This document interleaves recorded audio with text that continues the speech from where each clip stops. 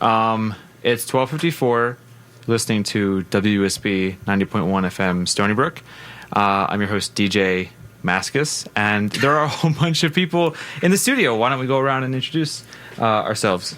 Everyone has a mic, right? I guess we can all kind of... Yeah. Hi there, my name is Louis Maroney. I've been on the show a bunch of times, but I'm currently the assistant satire editor at the Stony Brook Press's Culture magazine, which is just called the Stony Brook Press. I did that weirdly. Yeah, you really kind of leaned into the mic and serenaded the audience with that. Yeah.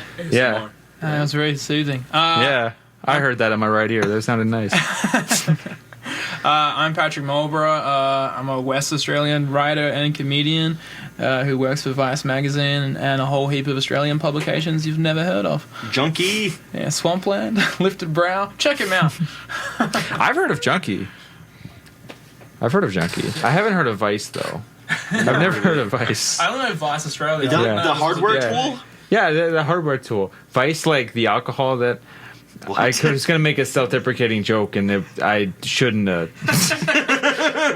Because that's on the air, and that's not even true. Anyway, yeah. Do you want to introduce yourself? Of course. My name's Logan Brennan. I'm just sitting in, listening. Fellow Long Island boy. He's in a band called Nazca Plates. Yeah, Nazca Plates? Nazca Plates. And how can people find... You can peep the Bandcamp, nazcaplate.bandcamp.com. Check it out. Yeah, we're putting out some music soon. Yeah. Cool.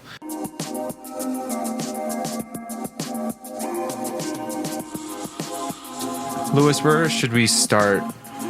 Who will? Because we had a lot of discussion prior to going on the air, so we can kind of just backtrack over all that. We can just go over everything, or just wherever.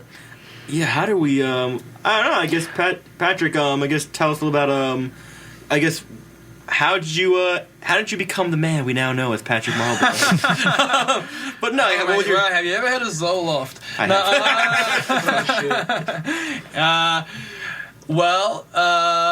If you're talking about writing, I've been doing it for money since I was 15, actually. I used to send in a lot of pieces to a local street press when that was still a thing in Australia back in Perth, and state magazines and stuff, film and book reviews, and I just used to lie about my age.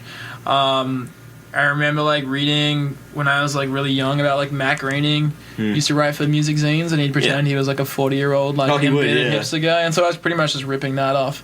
Nice. And then I was just writing. I was the editor of the student magazine in Perth, Western Australia, called The Pelican, and then I started working for magazines like Vice and other Australian publications. Basically, it's a really small pond back home, especially in Perth. Yeah, how does it compare to the American media? It's apples and oranges, The only thing, this Australian media is dying for different reasons. It's a country of 25 million people, so there isn't a diverse media landscape. Rupert Murdoch owns almost everything, and it's a nightmare. He's a proud Australian boy. He brought Fox News to your shores. You can thank us for that. Did he? Yeah. He owns... Oh, that's right. He owns Fox in general. He started Fox, and then it led to the conservative... It started as... He got Roger Ailes in 75 when they started it out originally, I think, to be his... Roger Ailes Australian? No, thank God. No. But they had a falling out. Rupert didn't like him, so Rupert would never visit. That's he was just Rupert was that guy's creepy even for my standards. Roger Ailes is from Ohio. It's even worse. He's not even New York, the which Australia is of America. The great state.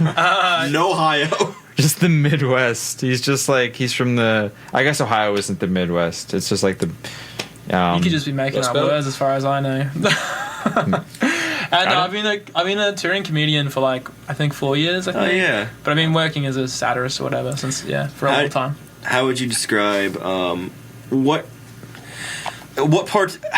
What's the difference for you between being a satirist and writing comedy material and doing more cultural criticism and I guess more journalistic type-esque work? What do they use different parts of your brain? How do you, how do they work? Do they work together? Do they work separately? The only difference in process to me is am I going to get sued for saying this if I'm clearly being very satirical? No, I am not. And that line can get a bit blurry sometimes. Other than that, creatively, even like research wise, it's pretty similar to me. Like my comedy just became like an outlet for my very like manic obsessions, basically, and my writing likewise, and the two are pretty interlinked. But it's that thing as well in Australia, like people in America in these industries are like hyper specialized down to like the genre they do, whereas where I'm from, particularly Perth, there's not enough of one thing to do that one thing, so we all do a little bit of everything. Slash my ADHD won't let me do one thing. So, have you done any satire writing? I was going to ask you that. I used to write for an Australian version of The Onion called The Batuta Advocate for a while, but it's like, again, like there's not like a satire industry in Australia. You can't really make money from it unless you're a rich kid from Sydney who went to a private school and then went to the law school. And would you say worked in that one satirical magazine? Would you say that's what you like would want to do? Would you say that's like what you enjoyed? Like, I'd be happy just doing that. Like but even when I'm writing my more serious stuff, even like the mental health column I write for Vice, like I can't like take. You know, it's very hard to extract your sense of humor from it. No, right. But I would be content just doing like full-on weekly political satire kind of stuff. Right. I mean, the hard times. Yeah. I mean, the hard times is great. Matt Home. It's always been like just linked to my process in general, though. Like it's whether it's a defense mechanism or like I think like I went to like kind of rough schools where I was a very like Asperger's kid. That's like the only way I'm going to survive is by being funny. Right. So the two things are like very interlinked to me, basically. Yeah. Yeah. It's also like a kind of a cultural thing in Australia as well. Like I don't know if this counts as a cuss word, but it's a country of piss takers, you know? No. Like, everybody has like every Australian has like a chip on their shoulder. Like they can either, and some can be like bitter and quiet about it, or like naturally like what we call the larrikin. Like everybody winds people up. It's why Australian stand-up is so different and like kind of weak. It's because everybody in the audience has got their arms folded like what makes you think like you've got anything that I don't kind of thing. It's not like here where people are so conservative. I don't mean that politically. I mean it like in a kind of like conversational sense. Like, there's a lot of decorum and like formality in America that Australia just hates formality. Yeah. I don't know. Like any country that says that, they're like hypocritically, we also like totally fetishize it. So, you know. That's actually kind of crazy, like differences in like the comedy audiences in like I was gonna say New York, but like the U.S. or just anywhere than Australia. Like, but in the U.S., everyone's kind of like. I mean, I've found that a lot of people. Maybe this is just music, but people are very. At least when there's a show happening, people in like New York specifically, they'll just be like, they'll have their arms crossed, like, all right. Well, let's see what. Maybe it's New York. Maybe New York's much more of a jaded place. I don't really know, but. The audiences in Australia and when there's like a comedian, is there a lot of back and forth? Or is that a heckling, or is it like? There's not much heckling, thank God, because I hate it more than anything. It's my least favorite thing. If you go to a comedy show, I don't care what country you're in, just do not heckle unless the guy is like doing audience riffs. It's just like, how hot was it? Yeah, exactly. Yeah, I used to do this bit when I was doing this like kind of like. I don't know, like Bugs Bunny version of myself on stage. And we have a thing in Australia. Like I'll say, my country is deeply racist, right? But like in a kind of blissfully ignorant way. Like it's not as openly malevolent as it is here. I mean, it definitely is very malevolent. No, right. But it's casual. Do you know what I mean? Yeah, I know. It's so white that it's just a given. I know exactly what you're saying. Right? Yeah, it's like so. Like we have a thing called Book Week back home, where kids go to school dressed as their favourite book characters. Now, in my state, this means my favourite footballer who's had a ghost-written memoir, right? Yeah. Mm-hmm. And a big footballer in my state is this guy called Nick Naitanui, and he's a South Sea Islander, I think. Forgive me if I'm wrong. Anybody that can call me out on that. He's black, right? Mm-hmm. And so this woman, like, blacked her 6-year-old son up and, like, sent him to school as Nick Naitanui. Now, we have, like, blackface incidents so much in Australia, and we're one of the last countries in the world where, like, 50-year-old columnists were like, but is it really racist? Kind of thing, like, they'll debate it. Even here, that doesn't even get, like, excused, really. Exactly, no, exactly. Some dude got fired. He worked for the MTA or something. He got caught dressed in blackface at, like, a Halloween party. That's right. Yeah, like, I'm a big history of minstrelsy nerd. Shout out to Eric Lott. But, so anyway, I did this bit on stage for a while where I was saying I blacked my son up as the head of Boko Haram to like kind of take this to its like logical extreme to kind of confront, because I'm usually performing to conservative baby boomers back home. So it was like conservative being more like in Australia being the opposite. Yeah, it's I mean it's similar but different. Right. Like, they're right wing, but they're like stuffy.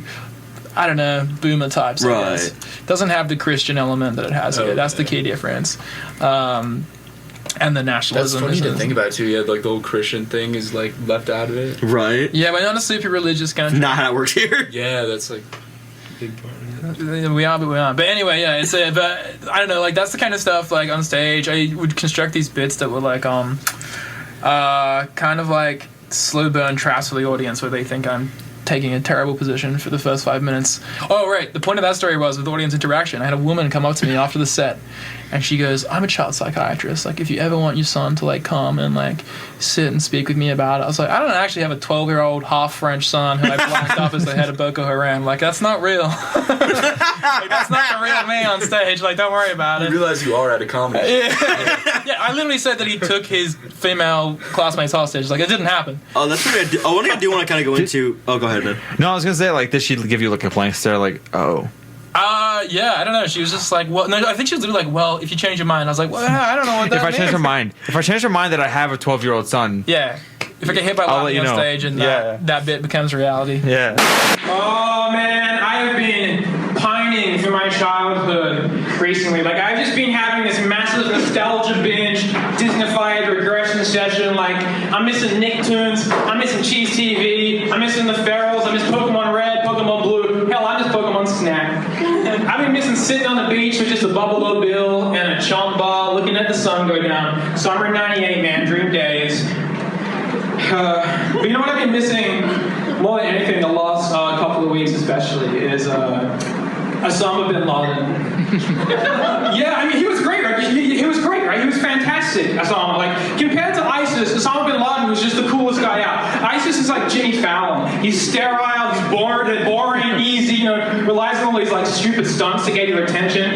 Bin Laden was like Letterman, man. He was like suave and cynical. He didn't know where he was coming from. It was always a surprise with Bin Laden, right? Think about 9/11 for a second. How fucking surreal 9/11 was. 9/11 was like something that Bob Dylan came up with in like an amphetamine haze in like an interview in 1965. Like, yeah, man, I'm gonna get like planes and fly them into buildings and it's gonna totally reshape the geopolitical landscape, man. It's gonna change everything.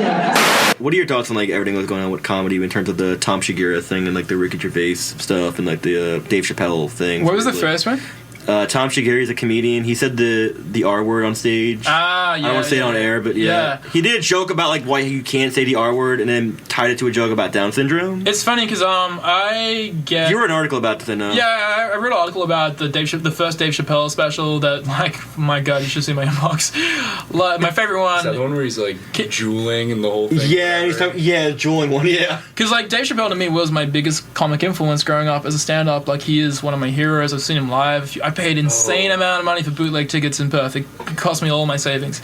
Oh my God. So I wasn't talking from a place of like outrage. I was talking from a place of like extreme disappointment about his like trans jokes and stuff like that. Yeah. And similarly, I wrote a thing about Chris Lilly, who's an Australian comedian. Oh yeah, I want to talk about that piece. Yeah, I mean, he's got a career of just being a minstrel. Like what do you like? I don't think I actually read that. I know about that article. Like, what was like? What do you mean by like? Cause I know about. I've watched Summer Heights High and the other ones he's done on HBO. Yeah. But like, what are your thoughts on those? I can't stand the guy. For me, it's just like he just does minstrelsy, and we're like one of the last countries that you can like actually make a viable career out of that. Like he's like, besides playing a young Tongan like indigenous islander character, which is just so, as we say, cooked for so many reasons in Australia. Right. In a country that has such structural, violent white nationalism like my country does. Right. Similar to yours, but also different, I guess. It's just crazy to see a guy building a career out of doing like Amos and Andy bits, essentially. Oh, he did do like the Islander character. He did an Islander from the first big series he had, and then he has like an African American rapper character called S Mouse, which I remember somebody, I can't remember who it was, going around and showing it to like black rappers here, and then just being like, "What is this? Who is this guy?" Right. It's like, oh yeah, it's a weird, rich, white 40-year-old dude who also likes to dress up like a 15-year-old schoolgirl for his like bad sitcom. That's very popular. But so obviously I'm not a fan. But it's funny because like I get called when I wrote those kind of pieces. I like writing criticism about comedy. I don't mean being critical. I mean like actual like proper criticism because it's a form that doesn't get it often. It's something I've always found interesting because I feel like the discourse has changed even from like 5 years ago. Oh yeah, I mean, like, and I get called like an SJW a lot back home, but it's not like I'm not doing anything performative. It's just like I don't see the fun in stand-up or comedy if you're punching down. Like, I don't want to make fun of minorities, or like in Australia the most common one is just rape jokes, just misogynistic rape jokes.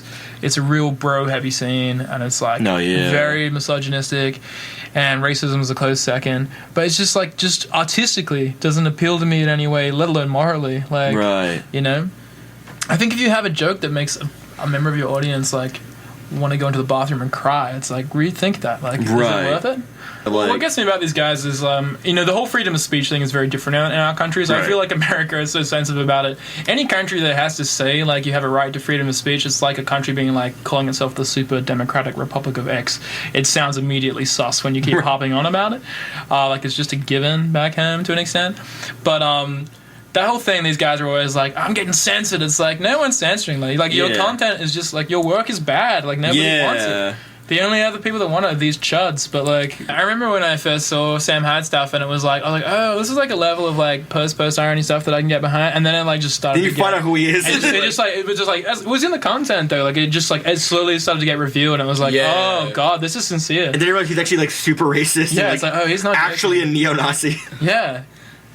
I don't know. It's just weird. I feel like internet comedy. It's so, because then you have like you go into internet comedy. I feel like even that's a whole nother wormhole. The phrase itself is terrifying. And you have like, I think a lot of it is honestly just the political climate of obviously like the election and stuff. I think it's the political climate, and it's a snake oil scam. Yeah, it's these like intellectual duds who have realized they have nothing worth selling, so they're selling artificial outrage to people, like victimization to people that are desperate to cling to some idea of being victimized, even though they have nothing that they're actually being victimized over. This like fake idea, this new wave of like, the Shapiro conservatives of like, I'm being attacked, I'm being censored, we are like a cost. The intellectual dark web. Yeah, that we're living underground. It's like, dude, you're none of those things. Like, no one is that hysterical about you as you think they are. They're just calling you out. You're just mediocre, man. Like, and it's like they have that whole thing where they, like, all we want is free speech, but God help you if you've actually criticized them. I mean, especially when your whole shtick is like, anyone can say whatever they want, except if it's about my work. Like, it's so different in our context, though, like culturally, politically, and even legally. Like, Australia actually has quite strict libel laws. That's why the Me Too movement never really took off there, because women can't just post on Twitter, X did Y, because they can get sued into oblivion. It did happen to a couple of people. It's awful. But it is. It's it was built for one thing, but it's being used for another, basically.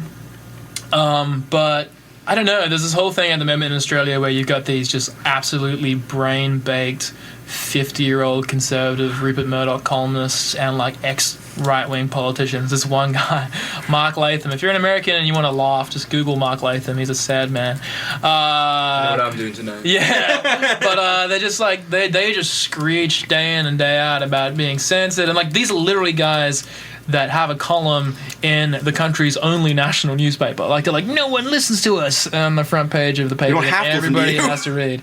Like, oh God, it's madness, you know. But I don't know.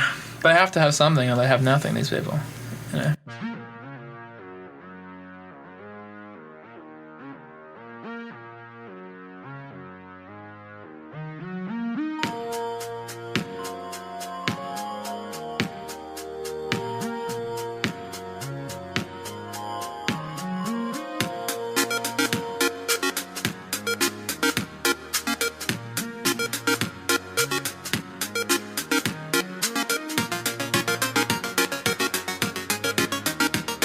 I mean, I want to talk about. We want to talk about kind of. Let me hear what you. Well, I was gonna say I want to talk about like something that's like a theme that we've touched upon in Press Play before. Ooh, and it's just kind of the role or state of music journalism. Oh yeah, going back to my boy Chris Ott, who's saying like, basically his argument is that like, places like Vice and Pitchfork, they're all capitalistic scams. They're all just like pay to play. It's all pay to play, and that basically music journalism should be people should just stick to doing personalized projects and like things should be like small independent publications and just personal sites that you run yourself, i.e. like something like, say, maybe that like he's a lot of nostalgia for like early internet like blog writing. Yeah, that's where I started out. If you really love music and it like really excites you and you want to write about it, go do that. You got Twitter, you got Tumblr, you have all the tools to do this stuff on your own. Is it so you can go home at night and be like, oh, I get paid to write? You're not getting paid to write. You're getting paid to be a brand evangelist. By not looking at your employer, by not trying to figure out who am I working for here, by just taking what they give you and being excited that you can pay, $600-700 a month in rent to write about your friends' bands, you're allowing them to continue to do this, to use music as an advertising silo. And I completely hold you in contempt. I mean, I feel that I feel that nostalgia more than anything. But I agree to a degree, though. Like, I missed like the Andrew Nosnitsky's. Yeah, well, like I've been working for this amazing magazine back home called Swampland. That's an independent music magazine out of Melbourne, and it's long form Australian music criticism, and it's fantastic. And like you can do experimental writing in there. Honestly, I had a piece in there published recently that like compared to writing something for Vice, right? I have like millions of people reading it. They're like I don't know, like lucky to get 1,000 maybe. Right. That's me being very generous. No offense, Alan. But it's a print-only paper. Like it's very small, but they also paid me better than Vice. Right. So, but it's the most freedom I've had as a writer in a long time, and like I don't know, the most pride I felt in that kind of piece, I guess, like that. But that old world, like. Especially long form. It's not Vice and Pitchfork. I mean, yes, they're a part of it, but it's Facebook. If you want to fix this problem, you have the biggest media monopoly that's ever existed in the history of man, and it's Facebook. It has basically killed it. Turned every website into just a facet of their website, and it killed everything so quickly. Just the algorithm changes last year alone. I remember the frantic emails from the offices being like, we're pivoting to video, because that's where the Facebook algorithm was going. So for us freelance writers, it was like, oh God, like kind of good because we're not on staff, because that means we get fired, but also they're going to be wanting less written content. Then suddenly Facebook says, you know what, people don't like to pivot to video, we're just going to go back to you seeing memes that your aunt shared that like last Tuesday. That's all your feed's going to be now.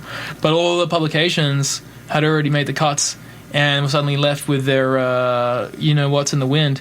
And it kind of like I watched so many magazines and like sites fold last year because of that thing. It is an insane monopoly, and I know it's never going to happen under this government or maybe any American government, but God, they need to be broken up or at least regulated. Because if you want an independent press back anywhere, you just have to look at the trunk purchases of the local papers. And the New York Daily News. Exact same thing as all the layoffs that happened recently. Same thing as Fairfax back home getting bought by the Nine Network. LA Weekly. Facebook killed how we used to make money. Even all those old blogs. Like I used to write for those blogs. I joke, but this is real. Like I used to write for a small Perth street press where I began paid $100 to write a 150-word review as like a 16-year-old kid. Like that's crazy money. Now I get paid $200 for 1,000 words by an international media conglomerate. Like that is nuts. That's crazy. But that's the state of things. All of these, I was looking into it a few months ago. There are these corporations and companies, really, I guess maybe they're law firms or whatever. They buy struggling newspapers and start slowly stripping their resources away and sell off buildings, and then put them. They just put all these writers and this whole staff in like the smallest place that they can find that company still has, and then they sell the company like whatever. So you leave this newspaper or whatever with nothing, no resources, and just they still have a staff. And then after that, there's really nothing else to do. The newspaper has to fold and just go away. But like that's the thing with Facebook. Like I remember Facebook kind of like I got Facebook when I was like 14, and so I don't remember much of going to websites and reading things prior to that. Right. It makes sense that it kind of just aggregates everything, and like I don't really as much as my intention is to go to different websites independently and just read those, it's easy for them to just be on Facebook, and I hate how convenient that is because there's no other. Especially if you grew up in it, like the next generation of people don't know any alternative. Like I got on Facebook. I think I was 20, 21-ish. No, it would have been 20, and even back then, the news feed used to have a logic to it. It was you could make it chronological, and so I followed lots of obscure music blogs on there. That's how I found and kept up with so much stuff that I loved. It was great at first. What sort of blogs you're reading? I'm always curious to hear about these guys. I'm always what are the? Was My somebody brain shrimp? just went totally blank on not Orange Press. I mean, they don't exist anymore. Tiny mixtapes. I love Tiny they're cool. mixtapes. I love Tiny mixtapes. Yeah, so like I pitched to them. like guys like those. Yeah. Like Impose. similar kind of stuff like that. And there used to be. I'm sorry, forgive my brain. It's just an erasure because of medication. Cocaine blunts. But it's an actual blog. Adrian Naziski is a rap blog. yeah, like stuff like that. Like it used to be really easy to find that stuff through Facebook, especially if you were living in a very isolated Australian city. Like I didn't have easy access. Like rooms like this didn't exist to me really. You know? But it stopped being that very quickly. Well, luckily we had things like Passion Weiss, which Jeff Weiss's magazine, which is an online publication that Lay's going to be in a couple of months. Really? He's going to interview Chip Skylark, the rapper, for it. It's coming out soon. Right. Because I saw that picture in the chat, and I didn't know that Chip Skylark. I thought that was the actual for that. I thought it was a song. No, it's an actual rapper named Chip Skylark. Like, I didn't know that. But he interviewed for Passion Weiss. But Passion Weiss is like this online magazine by this guy Jeff Weiss, who actually wrote it at LA Weekly. He led the whole movement. Yeah, I know. Yeah, and he started a Patreon to keep it going, and it's just an independent like music webzine that covers like just music. It covers small artists, and I love that there's something like that that's just like ad free. It's just like it's Patreon funds, so it's community funded. And I love how it's kind of the one of the last glimmers of hope for like independent things like that. Because Jeff Weiss also came up during the era of things like Visitation Rights, which is Emily Freelander's blog, which was like a small indie publication she ran. And even smaller, personal, just one person blogs like David Drake's So Many Shrimp blog, where he would do like rap reviews and cocaine blogs like I mentioned before. And which is just a personalized like blogspot account that Andrew Nas would write on, and now he's writing cover stories for Fader and stuff. But I like how Passion Weiss is like the last glimmer of hope for things like that, and even things like Shallow Rewards, like that little blog and stuff. It's good because those kind of avenues are disappearing for young writers. Like that's the tragedy of it. If you're not connected, you're kind of screwed. And like I never went to journalism school or media school or anything, so. Nice to meet you guys. Logan's heading out. So, like, those kind of places were where you made connections and, like, build a portfolio. It's so different in America because just population makes it different. You can have an independent thing like that and have it totally sustainable on, by readership and donations. It's so much harder in Australia to get that working. It's really hard to get people reading things in the... Like, it kind of sucks that a lot of... And I'm assuming this is the case. A lot of websites, independent websites, traffic comes from Facebook because it goes through there. So, is there a future past Facebook where you don't do that anymore? Like, because maybe is it newsletters that get sent out? You build a strong audience through that, and they read it through newsletters. That's the new thing at the moment, definitely. Yeah. Newsletters, yeah, because you get it, and you're like, okay, here we go. I have. Hopefully, it doesn't go into spam, but then you read that, which is literally where it started out. Yeah. That was like Web 0.0. So, and that's great though, because I think I've been starting to do that. Like, I get a few daily news updates, like, here, give me the top 5 stories of the day, and it's great because I hate going on Facebook. No, same. I hate it. I hate it. So I deleted much. my account. I deactivated my account. Only reason I have Facebook is because it's the only way I can talk to my mum back home. It's the easiest way. I'm probably gonna make a new one just so I can go and like chat. But I'm not taking friend requests on it though. I just not a fan of it. Yeah. It just deteriorates my brain. It's just like. Same with Twitter though. Twitter. See, I can't. I almost can't get off of Twitter, but like I want to. No, I know. Like it's. So I'm a writer. I need to write. I need to keep in touch with these like internet trends and stuff. But I'm like. Overload. Yeah, I know the feeling. And Australian Twitter is very small. It's like being in a bukkake party that you don't want to be invited to. Get me out of here. But no, I love Melbourne and Sydney. Don't get me wrong. It's just Wallaby. I don't know. Like I would love to find a way to opt out. I have like daydreams of some kind of. I mean, this is an Australian thing, government-owned, like, utilitarian social media network where it is just really basic and... So basic, yeah. I would love it. I would love where that. the algorithm is just chronological, like... Right, thank you. Well, Instagram went back to chronological. Instagram used to be... Non-chronological based on something else, but they went back, they said, hey, we'll go back to chronological, because you'd scroll, you'd find some post that's like, a week old, but your friend who just posted something as you're looking, you will not see it. And that's why Instagram has become... It's funny, I've watched artists in the last year. I've only been on Instagram for about 6-8 months, really. I was a really late Twitter adopter as well. I've only been on there for about 2.5 years. Same. But it's funny watching people, and I've done this, migrate to Instagram, where I definitely have the least amount of followers, but I get seen more because the algorithm is chronological. So it's like, if I want to invite somebody to a show or see an article, now I'm like, well, I put it in my Instagram story, people see it. If I post it on Twitter or like Facebook especially, it just goes into the void. It's the worst. The thing with Facebook is like, for shows, that's how I would go to shows. I'd know the events. Which I realized years ago when I started going to shows, maybe they were like local DIY shows in the city. That's how I understood that's where I was going to get. That's where I was going to know about them, because I'm like, I'm just go to the Facebook event page and I'll just. And now I realized how dependent I am on that. Like, if I don't have that local app, if I don't have the Facebook events at all, I don't know what's going on. But it's also just become gibberish. It's like, I went on the events thing to find a thing that I said I was going to, and it was just like, here's 500 other things you can't find it. you. It's like, I can't Did I say I'm going to events and I don't actually end up going to, because I lose track of all the events I say I'm going to go to? Then I'm like, wait, and then Dalvin, I was supposed to go to a concert on Thursday, but I forgot I said I was going to go to it.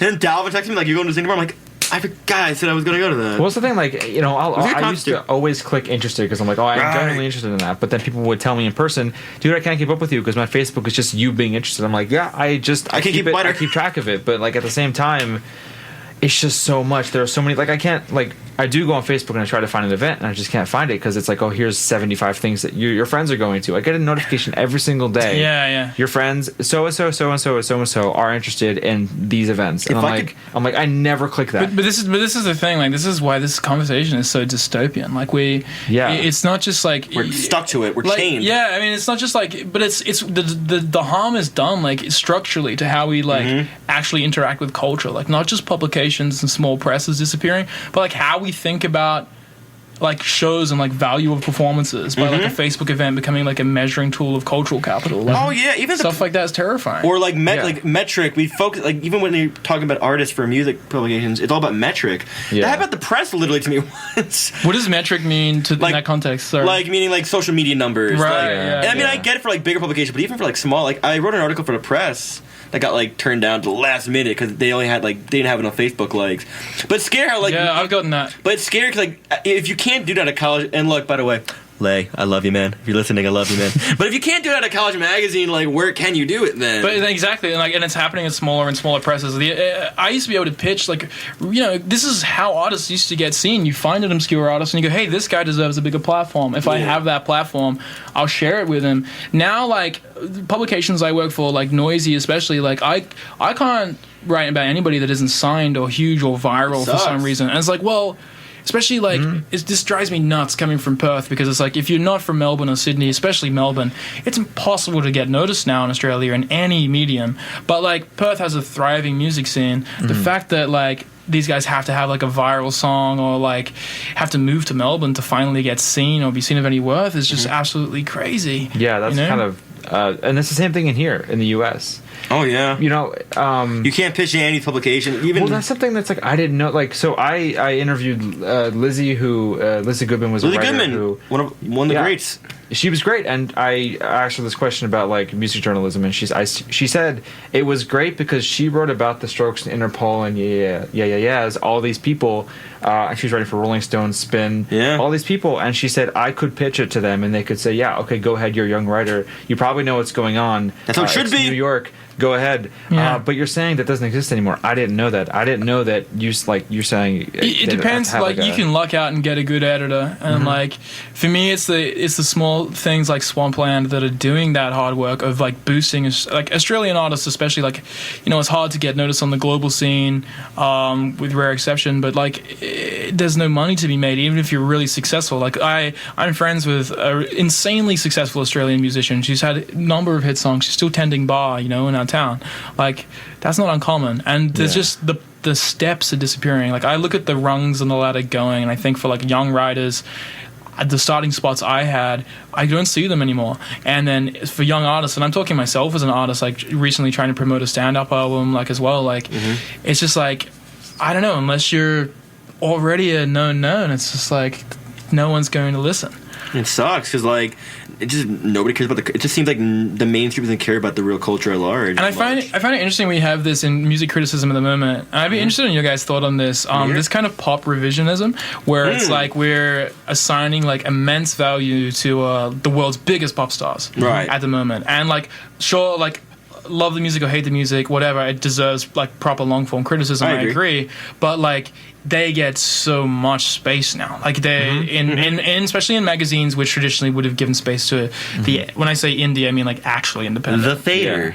And not how like they've done that. Ariana Grande, like that's not like they've given all these people like that. I'm like, guys come like on. Pitchfork with Chance, like exactly. Running the whole thing like Chances, and it's like he's like okay. Let me say something about Chance. Okay, let's talk about that in a second too. It's like doesn't make sense. The word doesn't mean anything anymore. I hate the Chance is not Chance is not independent. He signed to Apple, the most corporate thing, and he bought a publication. We'll get to that in a second. Yeah, he just that's scary. No, that's some Daniel Plainview stuff. No, but do you know about the MTV thing? What? Do you know about the MTV thing with him? Chance that was ridiculous. He bullied MTV to taking that a slightly negative, lukegume review. Yeah, and now he's buying a publication.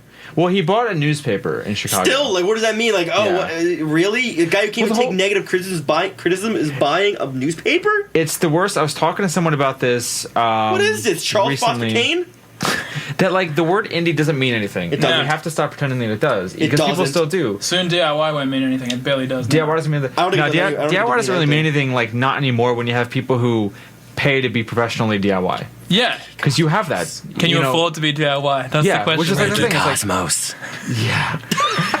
I love a fish called Wanda. I'm not gonna say. I mean, they're gonna do like a cease and desist to WUSB now. Like stop playing music. I don't know, but it's like the whole indie shouldn't be a genre. People need to be better. It shouldn't be a genre. Alternative is also a genre, which doesn't make any sense. Like that. What does that mean? What does alternative mean? It's like world. Is Bandcamp alternative? Yeah. Well, I mean, like, because you're dealing with issues of classism, with world racism. Yeah, exactly. But it's funny, like, seeing class structures just totally like solidify in the industry as well. Like it's impossible to survive in the industry like if you're not wealthy. Like it's everyone comes from money. Or like editors. like when people ask me this a lot, like where did you like study journalism, and like I didn't, because like it's like I'm an English major. It's like I don't see the point in the degree. It's a job you learn by doing. You know, it is. But the fact that that's become a $50,000 degree, whatever it is in America. It's pretty expensive. But like I don't know, it's just, and then it's the same thing with musicians now though as well. Like I look at the bands from Perth that have gotten big, and it's the kids, it's the rich kids from private schools who are making less interesting work than the kids that are still struggling. But they know the guys that own the magazines. They all went to the same private school together. It's like it is a totally crazy. Oh man, hey white cis straight editor, we went to the same school together. That's pretty much it. Shoot me a byline, why don't you? It's like that's the thing. Transplant. I've seen so many people gentrifiers in the city that like right, so there's this one person that I keep seeing. I won't say this person's name. Can you write them down and show us? He's not a musician. He's someone who works well behind the scenes, kind of just starting. And to be as vague as possible, this person has done internships at every single major record label. Also lives in New York City. Is like 20. That's crazy. It's just like I would see for a while. I was like, oh, this is really cool. You're doing all this stuff. But then I was like, you live in the city. He was going to a very expensive private school in the city and doing all these internships, all these record labels. And now I think this person works at one of those. And every time I see them, they're always at a show. And I'm just like, you how much money do you have to afford to live in the city? You went to this super great private school. You can afford to always be at shows. How do you eat? Can afford to, who started their own. How do you pay label. rent? That's cool. I mean, that's kind of the same thing. It's just like I was just like, you can afford to do this. The internship system here is something else entirely as well. Do they pay internships? We don't really do internships. Oh? It's an American concept that some companies have vaguely started to introduce. I know Vice Australia were doing them, but I honestly don't know people in Australia who do internships. I think, and maybe that's because I don't know that many rich kids as well, though. Like, it is the only people that could do an unpaid internship. Like, that phrase itself, we have such crazy strict industrial relations laws and, like, workers' rights in my country. Have that. So you guys are, like, in 1850s still with all this stuff, so it's like, I was raised by, like, trade unionists, so I'm No, but like I've never had an internship. It's weird because like Yeah, the whole thing now, actually, the big thing that a lot of, particularly in media, people are starting to fight for more now is the idea of paid internships. I think they should be paid because I mean, of course, they have their quota. You have a quota. You're doing you're working. You're working. You should be paid for that. They shouldn't be paying me in knowledge. Knowledge won't pay my rent or my tuition. It drives me nuts. I mean, don't get me going on this. The American Connor, what are your thoughts on internships? On internships, on the they should American be paid. internship system. They should be paid They should be well. paid. I don't know. And they should be paid like a good amount. Yeah, because you're taking time out of. You're working for them. You're working. You're It's like you're working working for a them. job. What's that sugarcoat it? You're an employee. Yeah. Yeah, Exactly. basically. You're Yeah, a Temporary employee. You're a but- temporary employee with a few more regulations. that's on even them. more reason why they should be paying you as well. I they don't, mean, 'cause this stuff in this country is crazy as It well. really Though, is. so I just fact churns my The stomach. fact that we have to literally fight for paying people for work is just absurd to me. You don't have Yeah. maternity leave either, right? We Or- barely have. It's optional for some companies. Some companies have that. Oh, It's boy. not mandatory, unfortunately. Yeah, God, okay. Yeah, I mean, look, we can go on all day about how Yeah, like, But the I whole wanna thing is go like something is like that's kind of like at the heart of it is like with at least with the music industry or whatever music industry there kind of is, it is kind of dominated by these like gatekeepers. Like you had 20-30 years ago you had these gatekeepers who were the record labels. Yeah. They don't really mean much anymore. They're kind of just distribution and PR. Like that's all a record label kind of does, and marketing a little bit. That's it. But then you have people like Spotify, who are absolutely the gatekeepers now. I mean, when Drake released Scorpion, it was literally everywhere. Yeah. It was literally every single playlist. And they're like, hey, you would like some Drake, you would like some Drake, you would like some Drake. And it was just...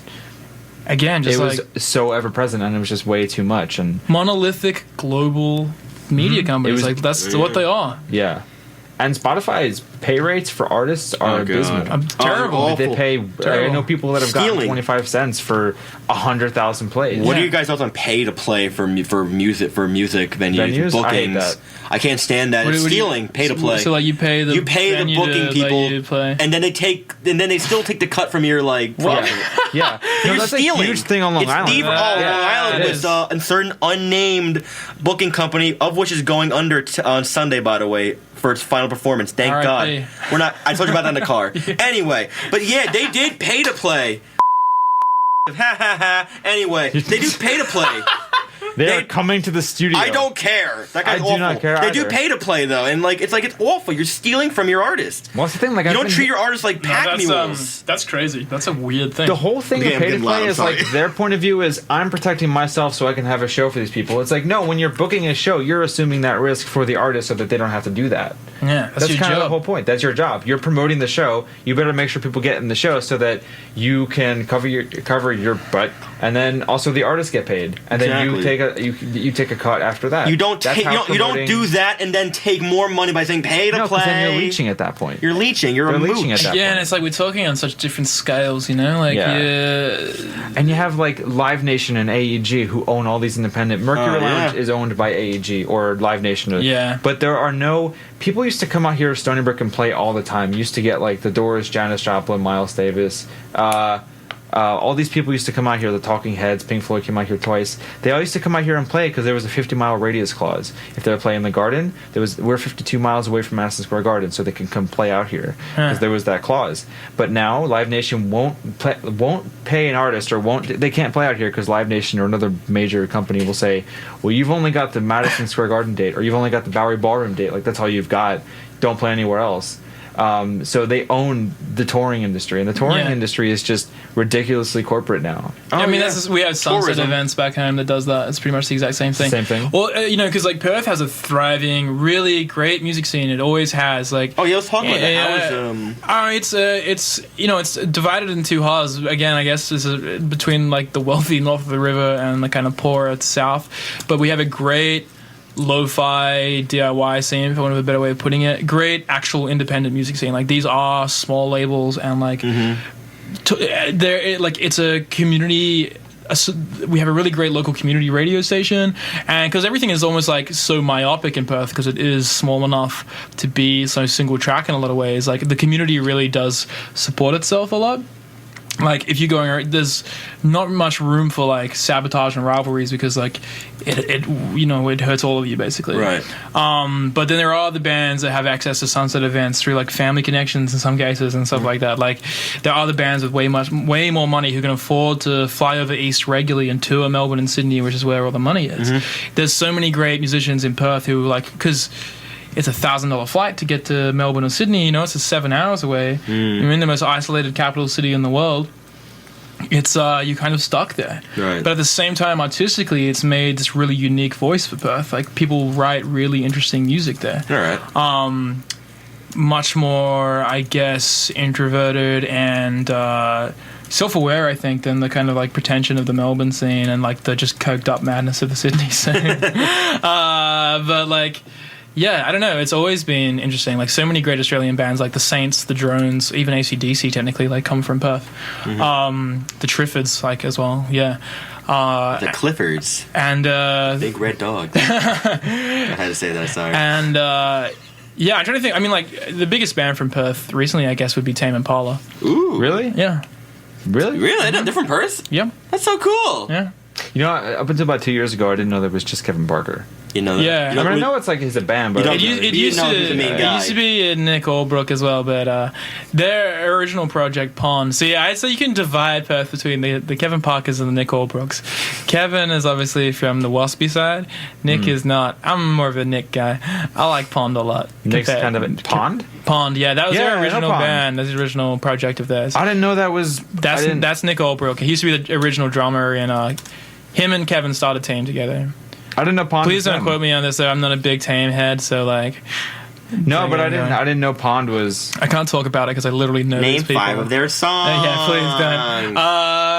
But I do remember seeing them like or GTFO. at like a high school thing when I was like 15. Like seriously, like grooving in the moo or something. Good God. Tame. Tame, really? When they were just starting out. Yeah. Wow. Yeah, and Pond too. Actually, I remember seeing Pond actually. Were bigger than Tame for a long time, to an extent, I guess. I remember seeing them at, oh my god, not Brightside Festival, Laneway Festival, where I was there to see Daniel Johnston.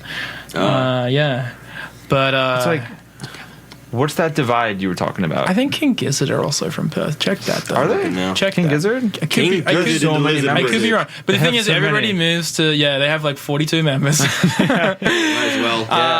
67 drummers. Everybody, I'm actually the worst guy to talk. Like all my friends are Melbourne, Victoria. they're Melbourneites, alright. They have so Sorry, many I thought- associated acts here. And they The used Murlocs. they used to play in Perth all the time, so I've seen them at Mojo so They're many from- times. It says Melbourne and Victoria. Yeah, that's the main. If you're gonna make it big, that's the city Yeah, to like do it in in. Melbourne. Courtney Barnett and stuff like Yeah, that. Courtney Barnett. Cool. Someone was telling me a few years ago, like they said the whole reason, like Courtney Barnett got bigger apparently here, and then wasn't as big over there, and then got bigger there. She blew up here, like Avant Gardener, that song, and like it was. I was telling you guys this before, but like I was traveling America by Amtrak when that blew up, and like I'd been listening to Courtney for like a bit, and like I followed that. What's called the doll wave scene, which she's very much on the periphery on. There's a terrible genre phrase, doesn't mean anything really, but whatever, let's lump her in there.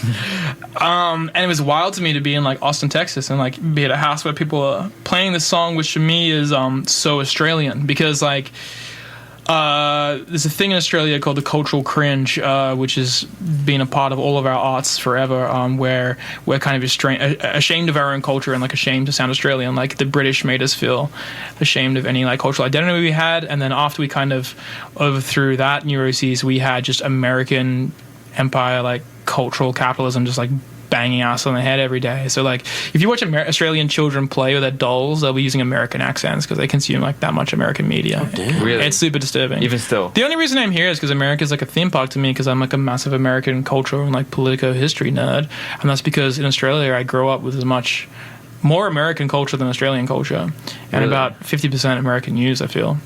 Wow. Yeah, you guys are an empire.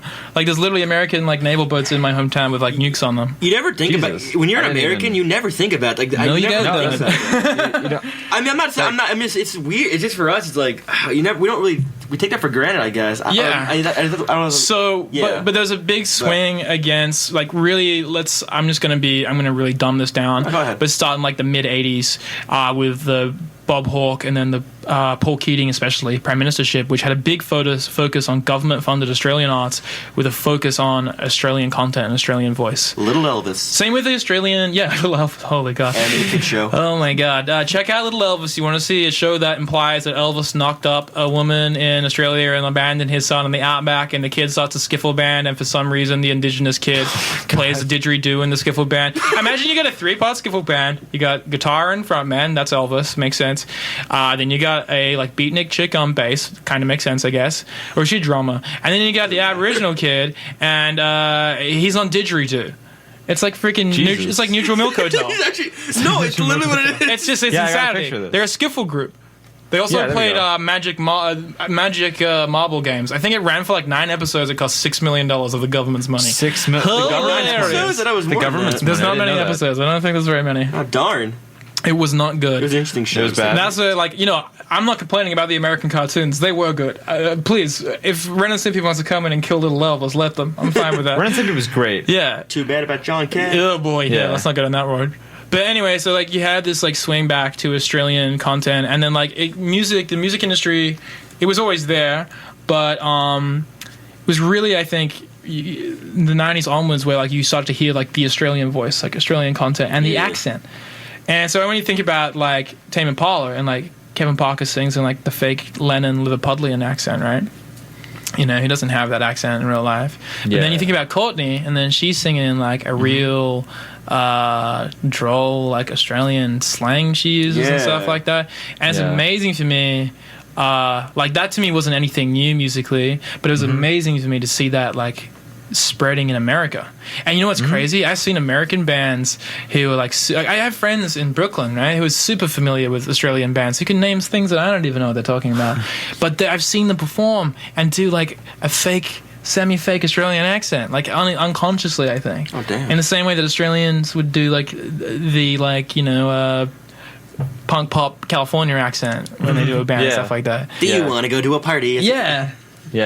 That's because I hear so many bands that that you say it, Courtney Barnett definitely has that. You hear it, she doesn't mask it, but then I hear a band we'll say King Gizzard. I don't hear it in them. Well, see, this is the money. This is where the money thing. So Tame as well. So we're talking about the private school boys who have the monies for the pedals or whatever like that, and the way to get big musically in Australia is to have a hit on Triple J, which is our government youth music broadcaster, which is amazing, great independent music channel. But if you want to go international, sounding Australian is a huge risk. Oh. One of the greatest musicians in Australia the last 20 years, 25 years is Gareth Lydiard. And everybody in Australia knows it, but no one outside of Australia really knows it. The Drones. Exactly. Yeah, I don't. No. No. Big you song? talk to Big any artist? If you talk to any Australian musician, especially from the other side, they will be oh yeah, Gareth. He's Australia's Bob Dylan almost. He's an amazing songwriter, amazing lyricist, agit prop punk experimental music / the best solo acoustic album internationally I've heard in 10 years. Darn. Strange Tourist. Check it out, y'all.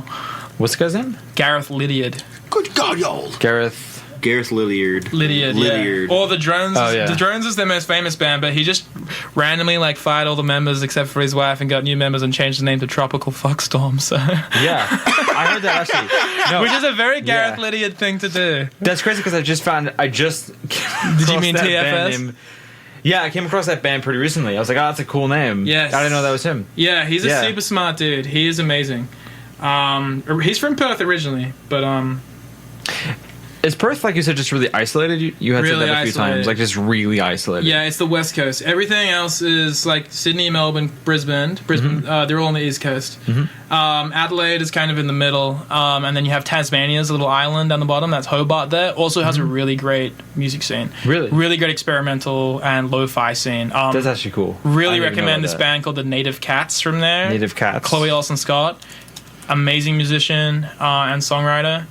Okay. They have and Emlyn Johnson, who kind of goes between Hobart and Perth a lot. He is one of my favorite singer-songwriters in the world. Seeing him live is amazing. Where's he from?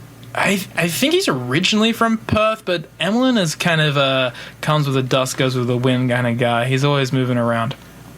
But I don't know, like I find like the actual like the legit DIY independent scene who are like self-funded small artists, they tend to sound more quote unquote Australian, whatever that means. They don't have the Americanisms or the Britishisms so much anymore. And I think Courtney is the only one I can think of that has broken through to the other side, so to speak. You think so? Yeah. I mean, yeah, like there are so many artists that like I know that are from Australia, but all these people that I've named, you're like, yeah, they're from Melbourne. Yeah. And it's like I didn't know that. You don't think about the actual specifics. I don't even think about it. Like, I didn't know that. Also, I didn't also know that Melbourne was that place where you go to be successful. You have to go there. It's almost Sydney. like it's kind of the only Melbourne is kind of the only city in Australia where, and this is like for comedy, this is for like literature, and it's a UNESCO city of literature, but where you can survive in the arts kind of to an extent. It's rough in our country at the moment, especially the Conservative government has killed the arts. Like funding is dying everywhere. The ABC, our government broadcaster, is being killed, so it's the worst it's ever been right now. But usually in normal times that would be the thing to do. Sydney used to be that as well, but then they had a crazy Conservative government who brought in these insane venue laws and just killed their music scene overnight. Are you serious? Yeah. Is that recently? It was crazy. It must have been 3 or 4 years ago now, I think. had no idea. Premier Mike Baird, he brought in these like midnight bar shutting rules and like all these crazy noise rules, and it was just designed to it was framed around we don't have mass shootings, we have one-hit punches. That's our big one. Guy gets punched and then he accidentally dies, big deal. Sounds like a dream. Does that actually happen like once or twice? I mean, once or twice, but like it's not like a thing. It's not every day. Unless it is more of a thing than I think it is. Yeah, the media makes it more of a thing than I think it is. Yeah. And getting glassed, do the old pint glass in the face. Yeah. Liverpool Which is kiss. just like... So they just said that we have to put these laws in place that we don't have those anymore. Yeah, I mean, like I'm not from Sydney. I don't know. I remember watching it from afar, but Sydney had a great EDM scene, still does. Great, like Sydney is where EDM and hip hop. They're a really diverse city for Australian standards, especially. I mean, Melbourne is too, but I find Melbourne a bit segregated. Sydney actually is people living against each other, so it has a good rap and hip hop scene and EDM and stuff like that. But it really just like killed just it. Kind of like Avalanches are from Sydney, I'm pretty sure. Are they? I had no idea. Yeah, I'm pretty sure. Avalanches from there.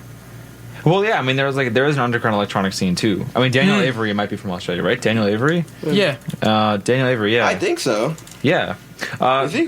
Flume, he's pretty big. Yeah, Flume's Australian. He's Sydney. So that's the Sydney scene pretty much in a nutshell. Really, Flume? Yeah. That's not bad. I hope I'm not wrong there, but yeah. I mean, he's not the greatest, but he's pretty good. Yeah, I mean, like he made it huge. Yeah. I love Sleeping. That's a good song. But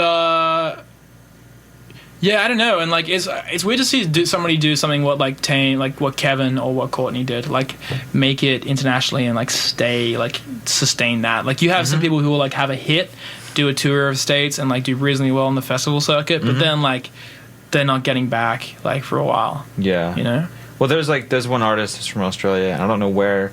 Her name is Tash Sultana. Yeah. It's cool. Her story was like that she was found on the streets. Oh, she was playing on the streets, and she loops herself. And she's a busker, right? Yeah. She kind of just plays to.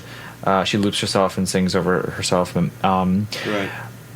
I guess it's a bad example because I can't really think about what her voice sounds like in the songs because I haven't heard her in a minute. But right. I didn't know that. I mean. Does it work the other way? Do people come from the U.S. and just become bigger in Australia? Oh, wow. I'm trying to think of an example of that. Because I don't know. I wish my friend... Like a Sugar Man type thing where like... Sugar Man. You know that thing? No. You don't know Sugar Man? He was a guy from Chicago or Detroit who put out one album called... I forgot what it's called. Got huge in Brazil? What was it? He became big in South Africa. He didn't even know it for like years. That's right. Yeah. He didn't, and it was a great documentary. What's an American artist that's bigger in Australia than here? I can only think of crap comedians. Give me some comedians who are big. Cottage industry of that. Aj Barker, like if he didn't exactly. That's hilarious. If Aj Barker didn't have Australia, I'd imagine he'd be. Who else is there? But yeah, I'm trying to think like music wise who that would be. I really don't know. There's actually when we were talking about comedians before, there's a comedian from Australia that I wanted to bring up. Jim Jeffries. I love Jim Jeffries. Probably like the main. So he's from Perth. He's a Perth boy. Really? Is he actually? Oh boy! I was watching one of his Netflix stand-ups, so funny. and he was really so funny. He had had sort of this interesting adversarial relationship with the audience. Oh yeah, 'cause he was doing a stand up in England, and and he just had this he's like, I mean, his whole thing might be just like, I don't care what I'm gonna say. He's like, I'm gonna say some bad stuff. That was his whole thing. So that might be. Well, he used to be intentionally a shock comic and like a very anti-PC comic. He's changed a lot since he came here, and I think he just settled down as well. Yeah. He's not that dude anymore. But he was a Bogan comic. Now, it's hard for me to explain what a Bogan is, but to simplify it really easily, it's Australian white trash. It doesn't quite our Jeff Foxworthy. The because the connotations are different, but that's the closest I can describe to it. Like I'm a little bogan. Like I'm from that. My family. Like it used to be a very pejorative term for like just lower class people, but it's kind of lost that meaning. It's like almost like a classless thing now, and it's a cultural thing. Pretty much explaining like typical Australian ignorance. It's like, oh yeah, like I freaking I know what you're talking about, like those kind of blokes. But he was very much like if you went to one of his shows now, like I mean I think he was in Perth like a year or two ago at the Burswood, and it's very much like cashed up bogan scene as we say, bogans with money, but. Jersey Shore types, I'd say. Oh, I mean, so like Jersey girl, like Jersey guys. Those kind of people, but Australian. But like I don't think he is that was his original audience, and I don't think in Australia, I think half the reason he left and escaped is to get away from that. Does he live in Australia anymore? No, I think he lives in LA. Yeah. No, he lives in. He has a show on Comedy Central. I don't know if it shoots in New York. Oh, he used to have a show on FX too. Legit. He's got a Netflix thing. I like Legit. It was an okay show. Legit was interesting. He lived in England for a bit. Yeah, I think so. He's a classic fringe comedian. It's like Hannah Gatsby in the Net. Like what you guys think of the Net?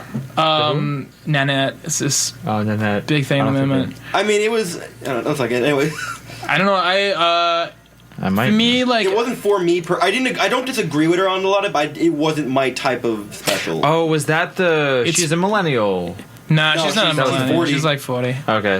For me, she's been on Australian TV for 10 years, and I've seen those. Australian, that's right. Yeah, I've seen those bits. It's weird to see that set go very viral. Like, I think she did it 2 years ago at Melbourne Fringe, maybe only a year ago. Oh, I watched some of this. But yeah, it's weird to see it go viral outside of the Australian context. I guess it's universal, but yeah, I appreciate the craft of it. It's not my brand of comedy. Really. Yeah, I mean, I'm glad it exists. You know what I mean? I greatly appreciate the significance, and I like what she's saying. It's just not my type. I think in the Australian context, I'm particularly happy it exists because misogyny in our country is literally I'm not joking when I say it's our biggest killer. Like the biggest cause of violent death in Australia is domestic violence. So, in that context, I really appreciate. No, yeah, exactly. That's what I'm saying. For all these. I mean, it's fun. It's not. I mean, this isn't funny at all. I'm saying. No. But I mean, when it came out on Netflix and was going super viral that week, there was a horrible trigger warning. Seriously, for any listeners, rape and murder of a young female comedian in Melbourne. It's terrible. Yeah, it was Eurydice Dixon. It's really tragic. Horrible thing. Totally from this deranged Reddit misogynist psychopath guy. Boy. But that's I feel like sadly that is a universal thing, I guess. So it has appeal everywhere. Oh God. But yeah, that's what I mean. Though I appreciate that because we were living in a world like you said in Australia. That's for me. It's peak Guardian writer comedy. It's what a person who writes for the Guardian would find very funny. They did find it funny. They gave it a very good review actually. Matt Zoller's Sites from New York Magazine claimed that it was the future of comedy. That doesn't surprise me either. It's centrist kind of characters. This kind of characters. A centrism? Very. I don't mean a political centrism. I mean taste centrism. That makes sense. It's very normal people. No, that makes sense. Yeah, the article that Matt Zoller's Sites wrote for New York Magazine compared it to Bill Maher's special, Oklahoma. Well, no, in contrast. Yeah. I don't mean you're saying. Well, I was like, what? No. Matt Zoller's Sites is the biggest social conscious man. He would never. Yeah, I know. I'm very familiar with his work. He's great, but he wrote a pretty interesting article saying Bill Maher's is the past and this is the future. I don't think Bill Maher was ever the present. Yeah, I don't know anyone who likes Bill Maher. Who is a Bill Maher fan? Has anyone ever met one of these people? I haven't. My dad watches him kind of, but doesn't like him. Yeah, right? He's really condescending. What? He's just insufferable. I'm Bill Maher, and I hate religion, weed. Yeah, that whole women are weird. Yeah, he's kind of just People still watch him. I don't know. He wants to say the N-word so bad. He has said it. Dying. I think He did on the show. yeah. He had Ice Cube on the next week. last year, right? He said it. And then he had Ice Cube on the next week. He's just like not funny at all. He's just Yeah. edgy. He's just a like- terrible comedian. He's an old man. He's like one of these guys. Like, oh man, the kids want to. Why don't they laugh? I can at me? I can look at Hannah Gatsby and be like, she's funny, but it's not my brand of humor. I respect that more than Bill Maher. Yeah, and then like look at Bill Maher and be like, who likes this?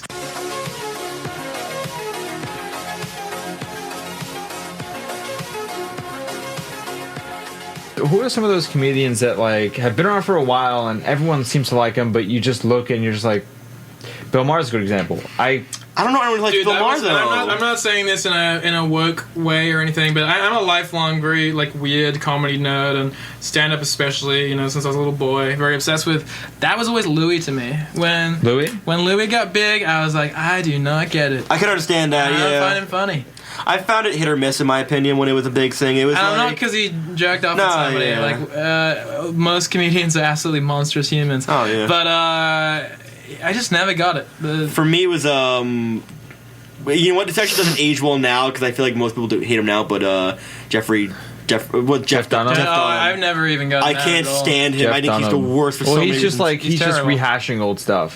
It's a puppet. Yeah. Does that guy count as a comedian? I think he's just a Yeah, I don't know. He did Yeah, I just don't stand up know. comedy. People think he's hilarious. Oh my god. He's kind of racist though too. But anyway, like Yeah, I saw what he's the about guy that does the Kevin race. He James? got like Kevin James. Wait, what? James does stand-up comedy. Good segue. Adam said Kevin James does stand-up comedy. I watched does one of do his stand-up, stand-ups. yeah. His He stand-up started is in just like stand-up, right? he's I kind think of so. funny. Yeah. Well, his stuff was just like stand-up wise. I'm a dad. Like his that? dad. It was that it. Like I watched it. I was like, all right, maybe this is gonna be good. Yo, can we talk about? And he was like, I am a dad. How do you change diapers? Okay, hold on. Yeah, that was like He that had a show on CBS that just got canceled called on Kevin CBS. Sorry. CBS. I just heard. we replaced his dead wife or something? No. Yeah, well, kind of. He played it's a that show was, called Kevin Can Wait. It films it And here on Long Island. You know what's funny? My dad's a retired cop, right? He was a state trooper for 31 years, and I live in a family of cops.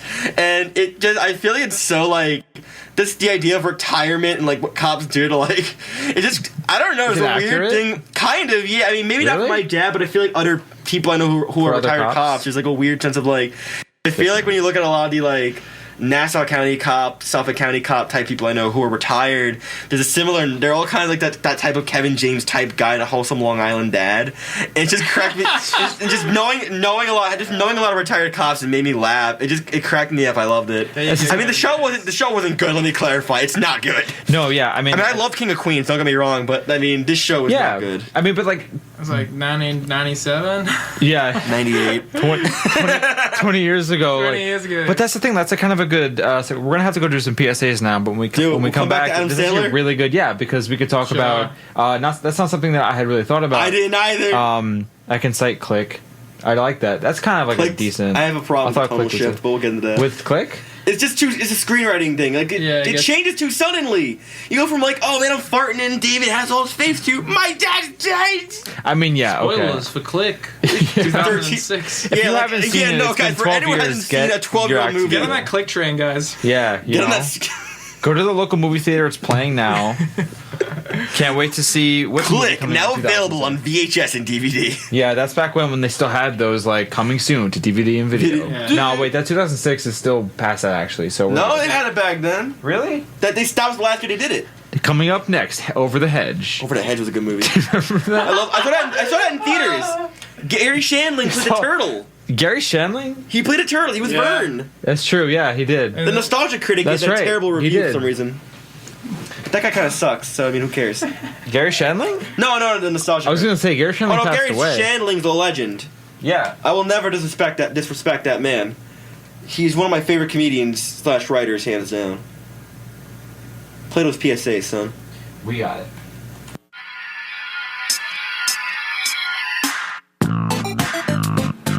Ugh, I am not feeling well at all. Well, what did you eat today? I had an apple in the morning, and then I got hungry when I was out in the parking lot. Wait a minute, were you eating gravel again? Don't you know that eating gravel can cause digestive troubles and moderate to severe damage to your health, and even death? Please, don't eat gravel. Brought to you by the Gravel Society of Stony Brook, New York, and my friends at WUSB.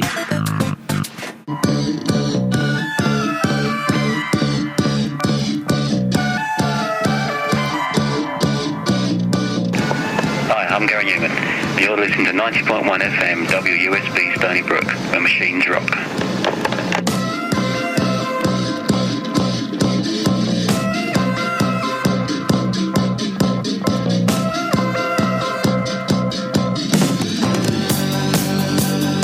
Hi, this is Lou Reed, and you're listening to WUSB Stony Brook. Before that was some PSAs about gravel. But a Calvin Harris song backing it up. a Calvin Harris song. I found that out recently too, that it was a Calvin Harris song. What song is that by him? Calvin Harris. Kind of like it actually. I don't know. It was I like to listen to that when I get home. Vincent, who was the DJ. Would you really?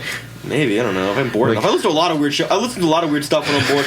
I listen to like Blink-182 when I'm bored sometimes. I'll be like, yeah, I'm gonna jam that. If I'm bored, I'll be like, I want to jam out some corny music. You know what I like listening to when I'm bored? When you listen to corny music, what is your go-to corny music? Eminem, Family Guy rap. Like the stuff he was doing, like Just Lose It, and like Family Guy rap. I call it Family Guy rap. It's like when he was doing stuff like like he didn't like Lose It. No. I didn't stuff like that. Lose It and like like that. When I was a kid, I loved Lose It, but I was like, Lose It's so funny. Mine might be AC/DC, not to be too Australian, but like no, AC/DC's like that works. Trust me, they're like genuinely brilliant. But if everyone's like corny, just like space out.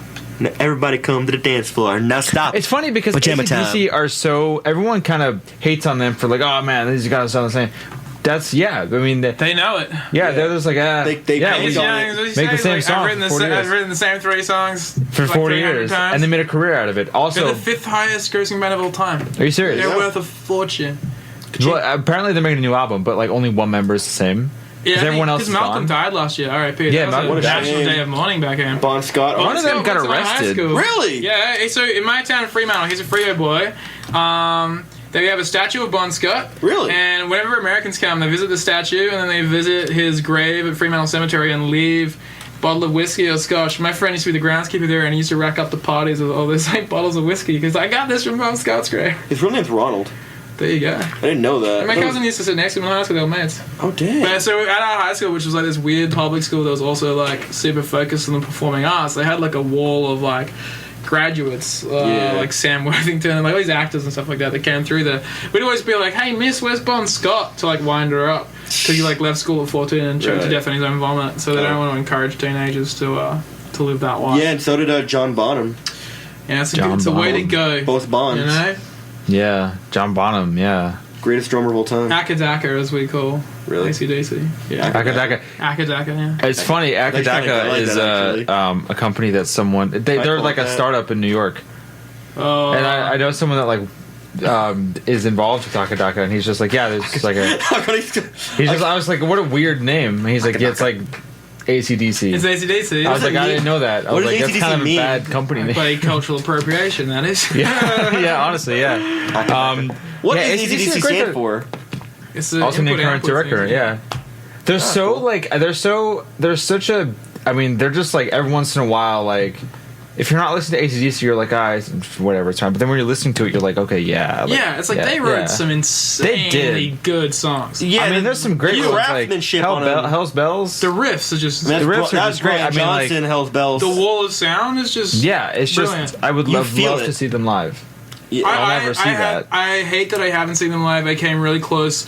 My cousin drove me right up next to the stadium, being Bergen, so we could go to the AC/DC concert. And we sat on like his ute, so we call like a truck, on the bed and just listened to it. And the stadium's in like the waspiest, wealthiest neighborhood of like Perth. Right. So like these people hate AC/DC because it's like working class music back home. Yeah. So it was like we're sitting surrounded by all these wasps who are like hell angry, and then just like hearing like Highway to Hell like blasting down this neighborhood. It just felt amazing. What do you prefer, Brian Johnson era or Bon Scott? I mean, honestly, Bon Scott like that's a great time, right? Yeah, it's an amazing time. Yeah. Fun fact: church bells in the beginning of Hell's Bells were a tribute to Bon Scott. Really? That was meant to be like Bon Scott. That was the first thing they did after Bon Scott died. I think that was like one of the first things they literally like wrote and recorded. I love Bon Scott's voice, but I don't know. So Brian Johnson's British. The new guy, as we call him. The new guy. I mean, yeah. That's why I used to call him for like a long. My dad used to call him that for like a while. Yeah. The new guy. Because I don't know. Cause my dad He's a really nice dude. I know. My cousin met him in a pub later that same night, actually, and he was just like, drank beers with him all night, basically. He's a Brit. Who was it? Buddy Pom. Brian Johnson, the front man, the new front man. Oh yeah. Well, Axl Rose is the guy.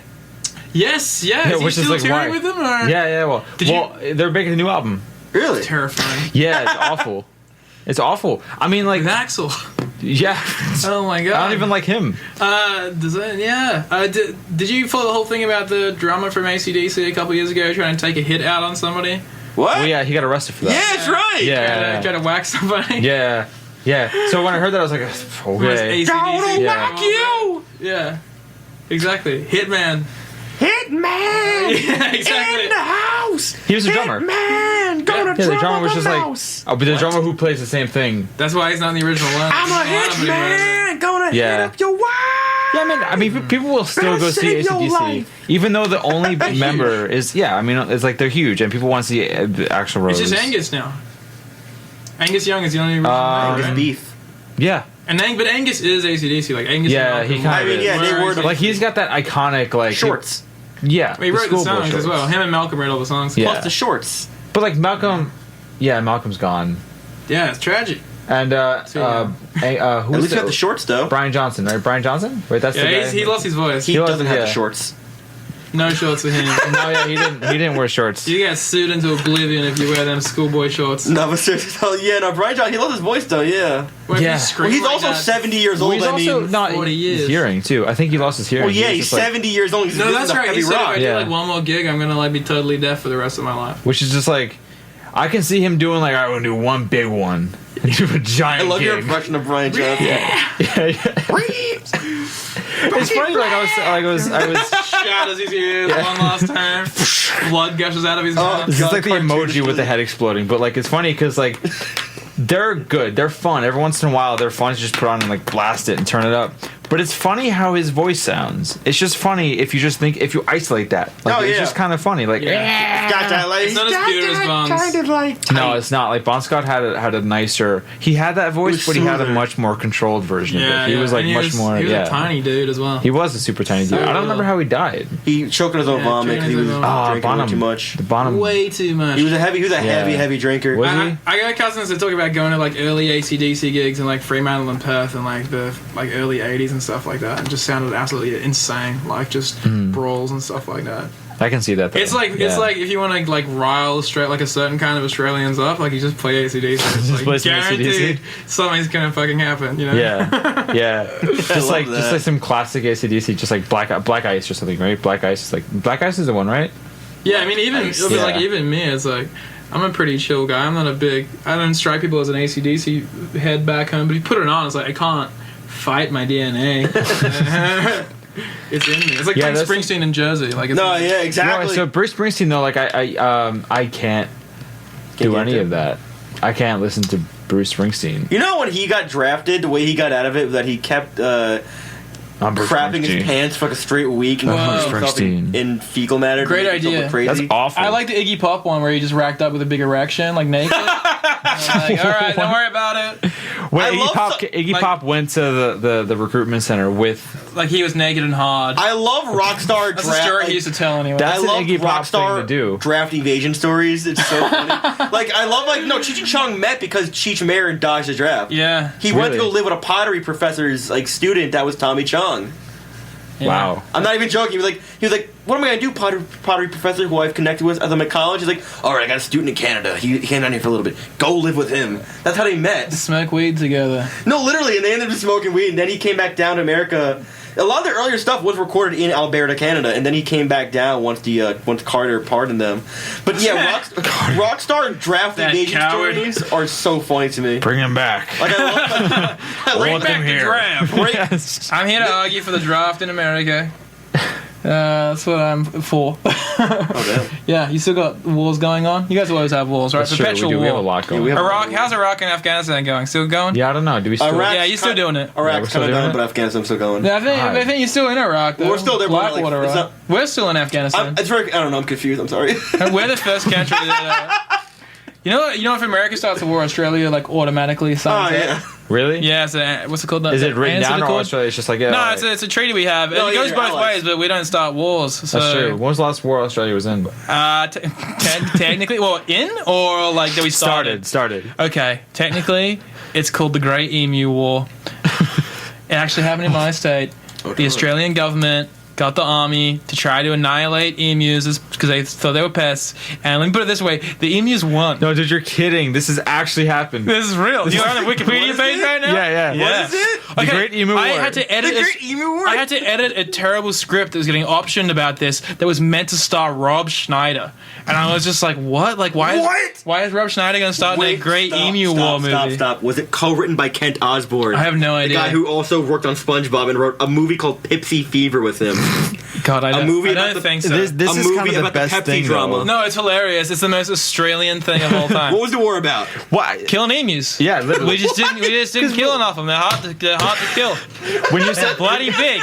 When you said I'll up my Australian. Yeah, they are big. They're really big, man. They're the same. You know the song? Emus. Yeah, she mightn't fly, but I'll tell you, but she'll run the pants of a kangaroo. Boom, boom, dicka-dicka-da-doo-da. No. The man who wrote that song is in jail for pedophilia. This sounds like a Family Guy sketch. Wait, a good emu. So I thought when you said emu war, I'm like, all right, it's probably like a military code name operation. No, literally it's a war against what emus. Yeah. Did you guys win? Mm-mm. What? No, they won. Wait, can we get into that? What do you mean? I mean, like in the same way that Osama bin Laden won the war on terror, right? Oh yeah. You know what I mean? Like he threw you into a perpetual state of chaos and war, which was like his goal from the outset, and like cultural erosion. You know, for us, our aim was just kill all the emus. We just didn't pull it off. The emus won. Still got them. The emus are fighting basically. back. I can imagine the emus just like fighting back, like forming a coalition and going, all right. So it's basically Vietnam. It's pretty much. I mean, if we weren't also in Vietnam, it would be our Vietnam. Oh yeah, you guys were in Vietnam, dude. We've been in every one of your wars. Is it like mandatory service? Do you have like mandatory service in Australia? No, not at all. And like also our Americans see our military, like our normal soldiers are like as trained as your like super soldier guys, your SEAL Team 60s, because you guys, you know how you guys like recruit teenagers and just send them as like pretty awful. Yeah, we go to school. Yeah, we didn't do that. Join the military. Yeah, that's crazy. What a country! Though. Freedom, though. You gotta have what a country! Yeah, so much freedom you have there. It's bloody everywhere. The emu war. Okay, so I didn't know about this, but there was a video. You said like that was the most Australian thing, but there was a video that I saw about a year and a half ago of this guy who walks over to a kangaroo who's holding a dog. Did you see that video? Oh yeah. And he slaps his kangaroo in the face. The kangaroo lets the dog go. Yeah, kangaroos will kill dogs. No, they actually will, really and they'll sad. kill people. Like they drown them. They drown them. Red kangaroos are like the alpha males are like huge. Like there's a huge thing with like we used to joke on Australian Twitter with like buff hot kangaroos, but then there was like newspaper published just like there was just a front page story one day. I was like, check out this kangaroo. It was just like implying like how ripped is it? I was like, what? It's like, guys, like don't be a caricature of like what America thinks. I know America thinks like kangaroos run around everywhere. It'd be like me saying like, oh, did you see a moose in like Manhattan today? Yeah. You know what I mean? Like it's just like that's what it's like. Wait, I got a question. What's the insect situation like in Australia? Oh my god, you guys think we have like spider bites and snakes? Is that and true? Stuff? No. I don't know. Also, America gets all their knowledge from a Crocodile Dundee and the Crocodile Dundee tourism ad that we made. We don't put shrimp on the Barbie. Yeah, I didn't think that was true. We don't drink Fosters. I didn't. What? This is ridiculous. No. This picture of this stuff's disgusting. Like that's just. Yeah, they're ripped. Yeah, they are. They're the ripped kangaroo. Because they always have to walk at home. Kangaroos are buff. They're the buff kangaroo. Gray kangaroos are cute. Look up Quokka if you want to see an adorable wallaby. But Wallabies are really Rocco. cute. Quokka. Yeah, Rocco would be a gray kangaroo. Look at that one. Look how hot he is coming out of the water. That's like a Madagascar character. Fur. There was this methed out neo-Nazi in Narragain who was killed by a kangaroo. He was going around shooting kangaroos with a crossbow, like torturing them, and then they found him dead one day in a field with his chest caved in because some kangaroo had gotten too close and it just kicked him in the chest and killed him instantly. Good. Well, yeah, no, that's what happens. Like their legs are so strong, and that's their tail. Is if you grab a kangaroo with a tail, I was told that they can't do much because that's how they balance. Yeah. So if you grab it, cruel. Yeah. Have you ever seen Woody Allen boxing a kangaroo on the Dick Cavett show? I think. No. Yeah. Did he? That was a thing, like 1966. Really? That kangaroo was trying to save us, but didn't work. They dragged him up. Like if a kangaroo like kicks you, it can break you in half. I mean, it's incredibly strong. Yeah, red maybe. Yeah. But I mean, they are like chill herbivores. Like Australian fauna is mainly like beautiful and cute, and like we have we're not full of spiders and snakes and stuff. Like, they exist, but there's more fatal snake bites in America. Do you find a lot of in homes? Do you find spiders? I'm not trying to be like a tourist. No, I know. That's what all Americans think. Like, no, it's not a thing. I see like BuzzFeed where I'm like, check out this giant huntsman spider. I know. Huntsmans aren't poisonous. They're not. No, they're chill. Why? They're so giant. They actually only eat like other bugs, right? Yeah, they're just like they creep me out. Yeah. So you don't. But they're pretty rare these days as well. Have you ever found like a giant crazy bug in your like a tarantula? Nah, it's not a thing. It's not like a thing. The only place that happens is like way out in the bush or like the quote unquote outback. But like we don't. Like 90% of Australians like live in cities. Like we're the most urban country in the world. I think we all live along the coast. It's like a super upper middle class urban country. Okay. Whenever Americans come like, oh, I'm gonna get bitten by a snake, it'd be like me coming and being like it's funny what Americans are scared of about Australia, and then like we're like, yeah, I'm scared of gun violence. Yeah, exactly. It's like we don't have that at all. I mean it's like which is why we lost the Emu War. So wait, are they actually? Nah, we still had guns. Are they actually like an issue? I mean, there can't be so much of. I don't know what that was. I think that was the Depression, and it was like almost like a WPA kind of thing. It was just like, we're gonna hire people to shoot emus because they're eating crops, which they probably weren't. But like, so they just went out in trucks to like try to shoot these birds, but they're like bullet sponges, and they're fast as hell as well. You know? They sound like the greatest. They're giant. They also taste delicious. I'll say How many casualties were they're really yummy. The Emu War casualties? That's probably statistics. Dude, if there was a guy that died in the Emu War, like, holy hell. That's the saddest story I've ever heard. Let me see. I mean, it was like a month old. Yeah. Who's the general in the Emu Army? Well, so we have in the contents we have the war and then we have the first attempt and the second. It's like a Warner, like a Tex Avery cartoon. Like, all right, guys. Yeah, it's such a wild story, and it happened in Western Australia, right? What year was it in? Campion District? Please say 2001. Yeah, Western Australia. 2001. What year does this happen? Like 20 That was our response to 9/11. Was we tried to wipe out emus? What if it was? Never mind. We're not going down that road. But yeah, no. Like, what year? No. Do you want to hear what the aftermath? Children in Madison, Nauru. Despite the problems encountered with the cull, the farmers of the region once again requested military assistance in 1934, 43, and 48. Only to be turned down by the government. By December 1932, word of the Emu War had spread, reaching the UK. Some conservationists had protested the cull's extermination of the rare emu. Okay, so basically everyone was like, I should say around this time as well, my state was the only state in the history of the country to vote to secede, and it was like an 85% like yes vote, and the government was like, no, we're not going to let you do that. That's crazy. Why would you want to do that? Let's GTFO. We're rich in iron ore. No, you don't. Yeah, WA is a weird place. Perth breeds some weird people.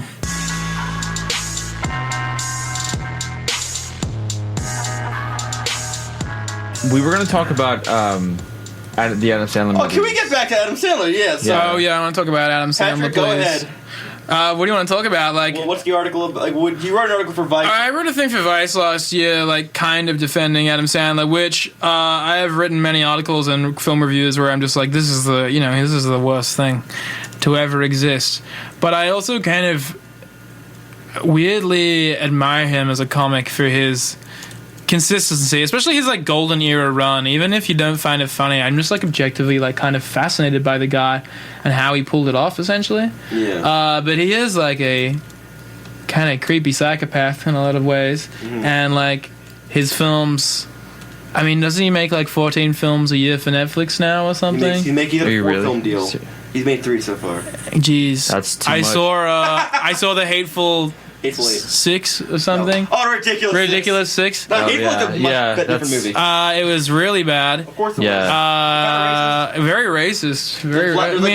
The brown face. He really hates Mexicans in most of his movies. That's the whole. He hates Native Americans. That as well. Yeah.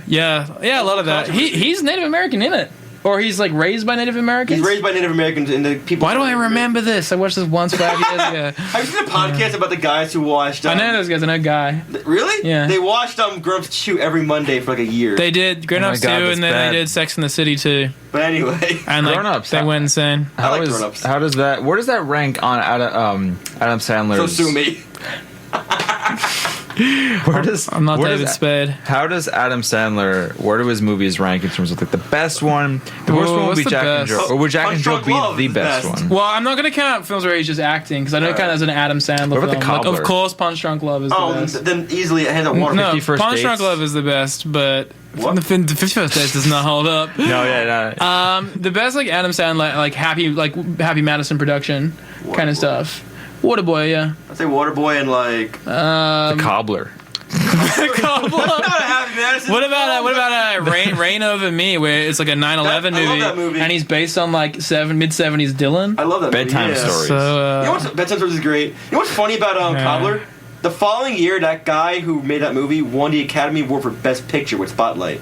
Really? I'm not joking. Well, cobble me this. The guy who made Cobbler won the Academy Award for Best because he wrote and directed that movie. Cobbler is so bad. Cobbler is atrocious. Yeah, I watched Cobbler it. Is it was bad. It's atrocious. If I wanted any comedian to remake The Day the Clown Cried from the original script, it would be Adam Sandler. I'm serious about that. Sandler is our Jerry Lewis. Like where it's just like, I guess what is he? That's actually a tough call, you know. That's a good point. You're right. Right. He hasn't outwardly said. I think he's probably less sexist in real life. In the films, I think it might be the other way around. Well, I mean, in real life, he's just a dad. He's kind of sleazy there as well. There's a whole thing about him like auditioning parts in like bikinis and stuff like that or something. Well, yeah, I mean, I feel like that's more the bros around him, from what I understand. Adam's not an in touch guy. He's a very out of touch. No, dad. he's been worth $100 million since he was 23 or something. He doesn't care. Yeah. Of course, he's not going to understand. But like, I don't know. I just still find him weirdly endearing. Like the goofy Letterman songs and stuff like that. Well, his old stuff was hilarious. The stuff he used to do for like his album, like They're All Gonna Laugh at You, hilarious. He's a great. If you're an 8-year-old boy in the '90s, he is a great comedian. like he is perfect for that time and place. When you especially when he lapped his two big competitors at the time, like Kerry and Williams, I guess he just pipped them at doing the stuff that they used to do, essentially. I cannot stand it. I never found Dude, Carrie's current paranoiac acid breakdown stuff is did you watch Jim and Andy? No. Oh man, get on it. You'd love it. Don't mess with the Zohan. You'd actually love that. That's Sandler, right? I like that movie. Yeah, that came out. Where he's an Israeli hairdresser, and I like that movie. It's based on a real story, kind of loosely. What? Vaguely, yeah. Oh god, I'm not joking. It's based on that sent a wave of depression to my forehead. Actually, I felt. I like me. That's my synapses. My dad it's weird. I liked him in Meyerowitz stories a lot. He was a great. I didn't watch that. I thought he was the best in it by far.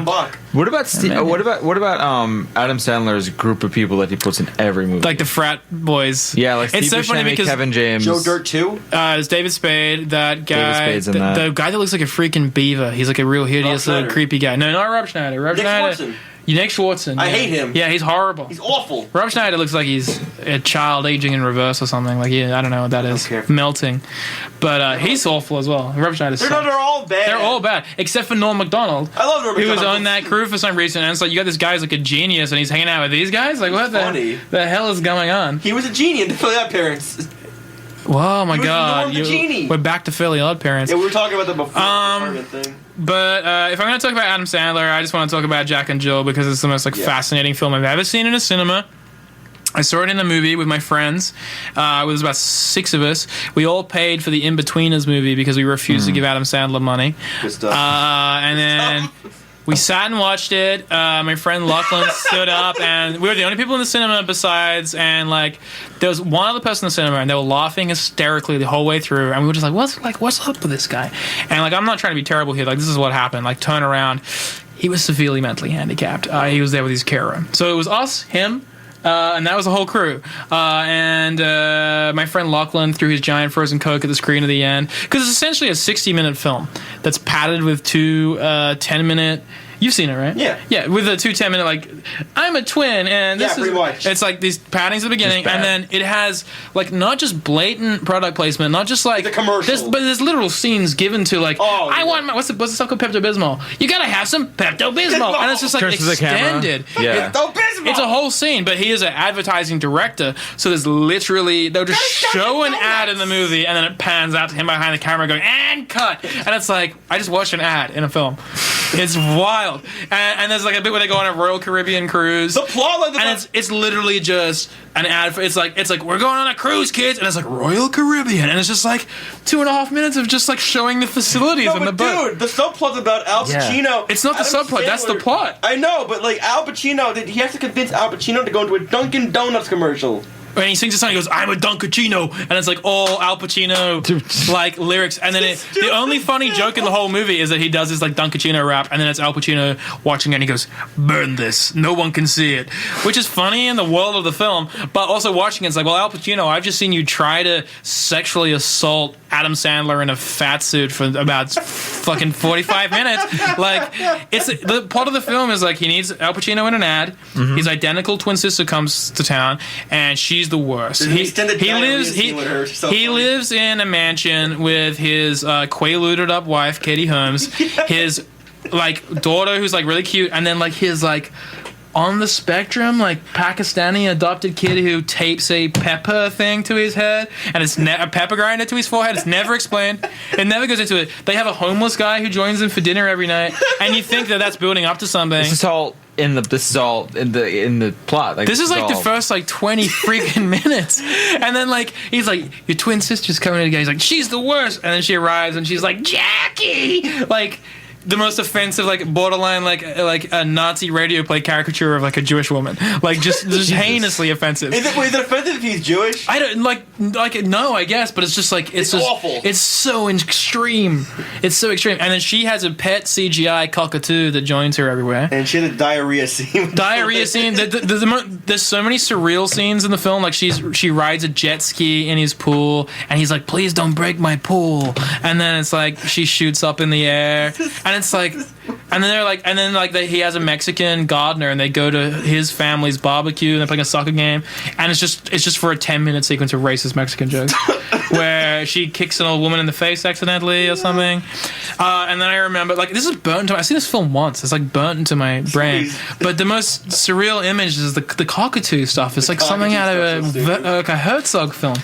There's a bit on the Royal Caribbean cruise where the cockatoo is bathing in the chocolate fondue. And it's like a CGI cockatoo bathing in this fondue. And then Al Pacino is like, your sister is the most beautiful woman I've ever seen. We grew up in the same neighborhood.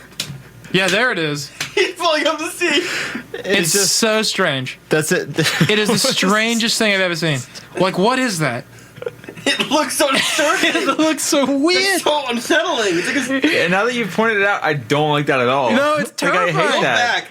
Look at it. Katie Holmes is going slow motion here, or we can't really. There's another scene with the cockatoo. Oh, it's so disturbing. Oh. The cockatoo. Someone's job was to make this. It's like 1999 CGI. It is. It's like Anaconda 2 CGI. German. Yeah, true. No, everything's really glossy. It's so weird. Yeah. But and then Al Pacino like wants to have sex with his sister more than anything because they grew up in the same block. Oh, and then like he's like.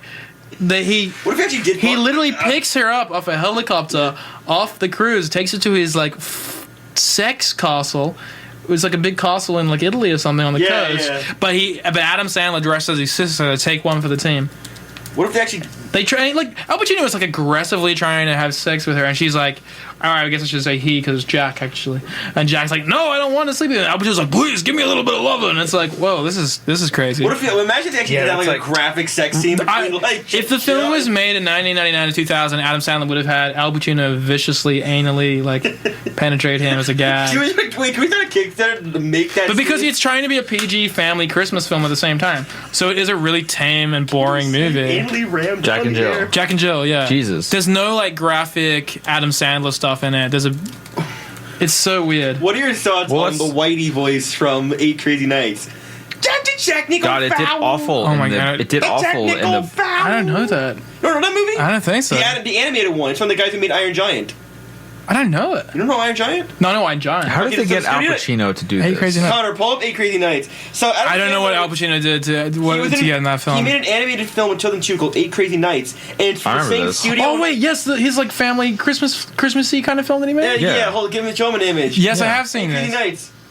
Yeah, 8 Crazy Nights. It's the animation that makes me angry because this animation should not go to a terrible movie like this. Yeah, no, I have seen this. I actually watched this on Australian cable like last Christmas. What'd you think of it? I was just like, what am I watching? I remember the Goofy movie where it's just like, why is this so weirdly depressing? But the Goofy movie is actually a good movie. I don't want to get too off track. The Goofy movie is good, but why is like we're making a film about Goofy, his wife is dead, and it's about him coping with depression and trying to raise his teenage son. You know, classic Goofy stuff. The Goofy movie, yeah. That's what everybody wants from Goofy. Yeah. Like, hey, your mom's dead. I'm trying to raise you. Did he actually say the mom's dead in the movie? Like, yeah, she died, didn't she? I think it's implied that she died of cancer or something. No, I don't remember that. That was a Goofy cancer. Spot on Goofy impression, though, I'll say. That was a really good Goofy impression. That was really good. I don't remember a cancer farther than I didn't get anything about Chucky's mom. She died of cancer. Chucky, yeah, Chucky she died. She died. What a dead mom. You know the theory for Rugrats. I don't want to talk about it. The theory for Rugrats is that none of the kids exist. Angelica's hallucinating the whole thing. Oh, Angelica's schizophrenic. No, it's really? That was one? Because it was one that it was just like who's the father of Chucky?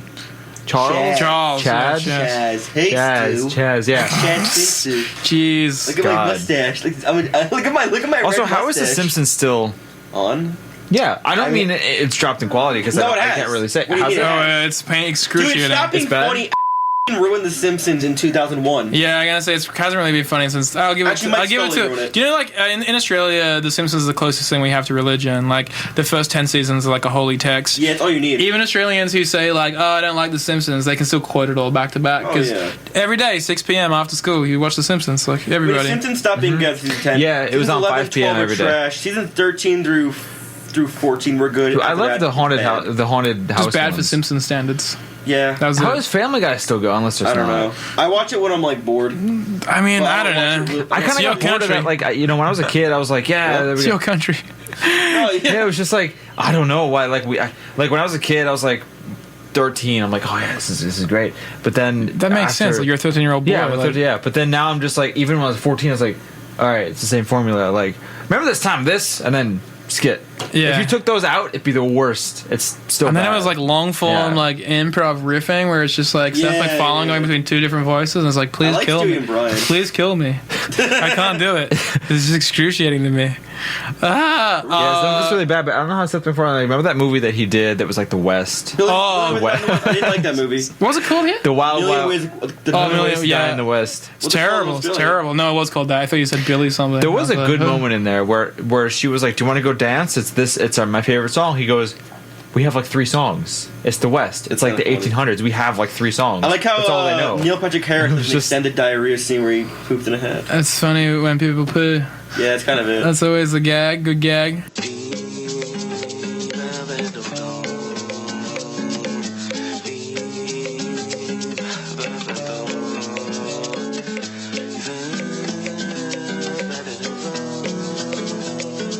Two in the morning used to be Nickelodeon, and that used to be George Lopez.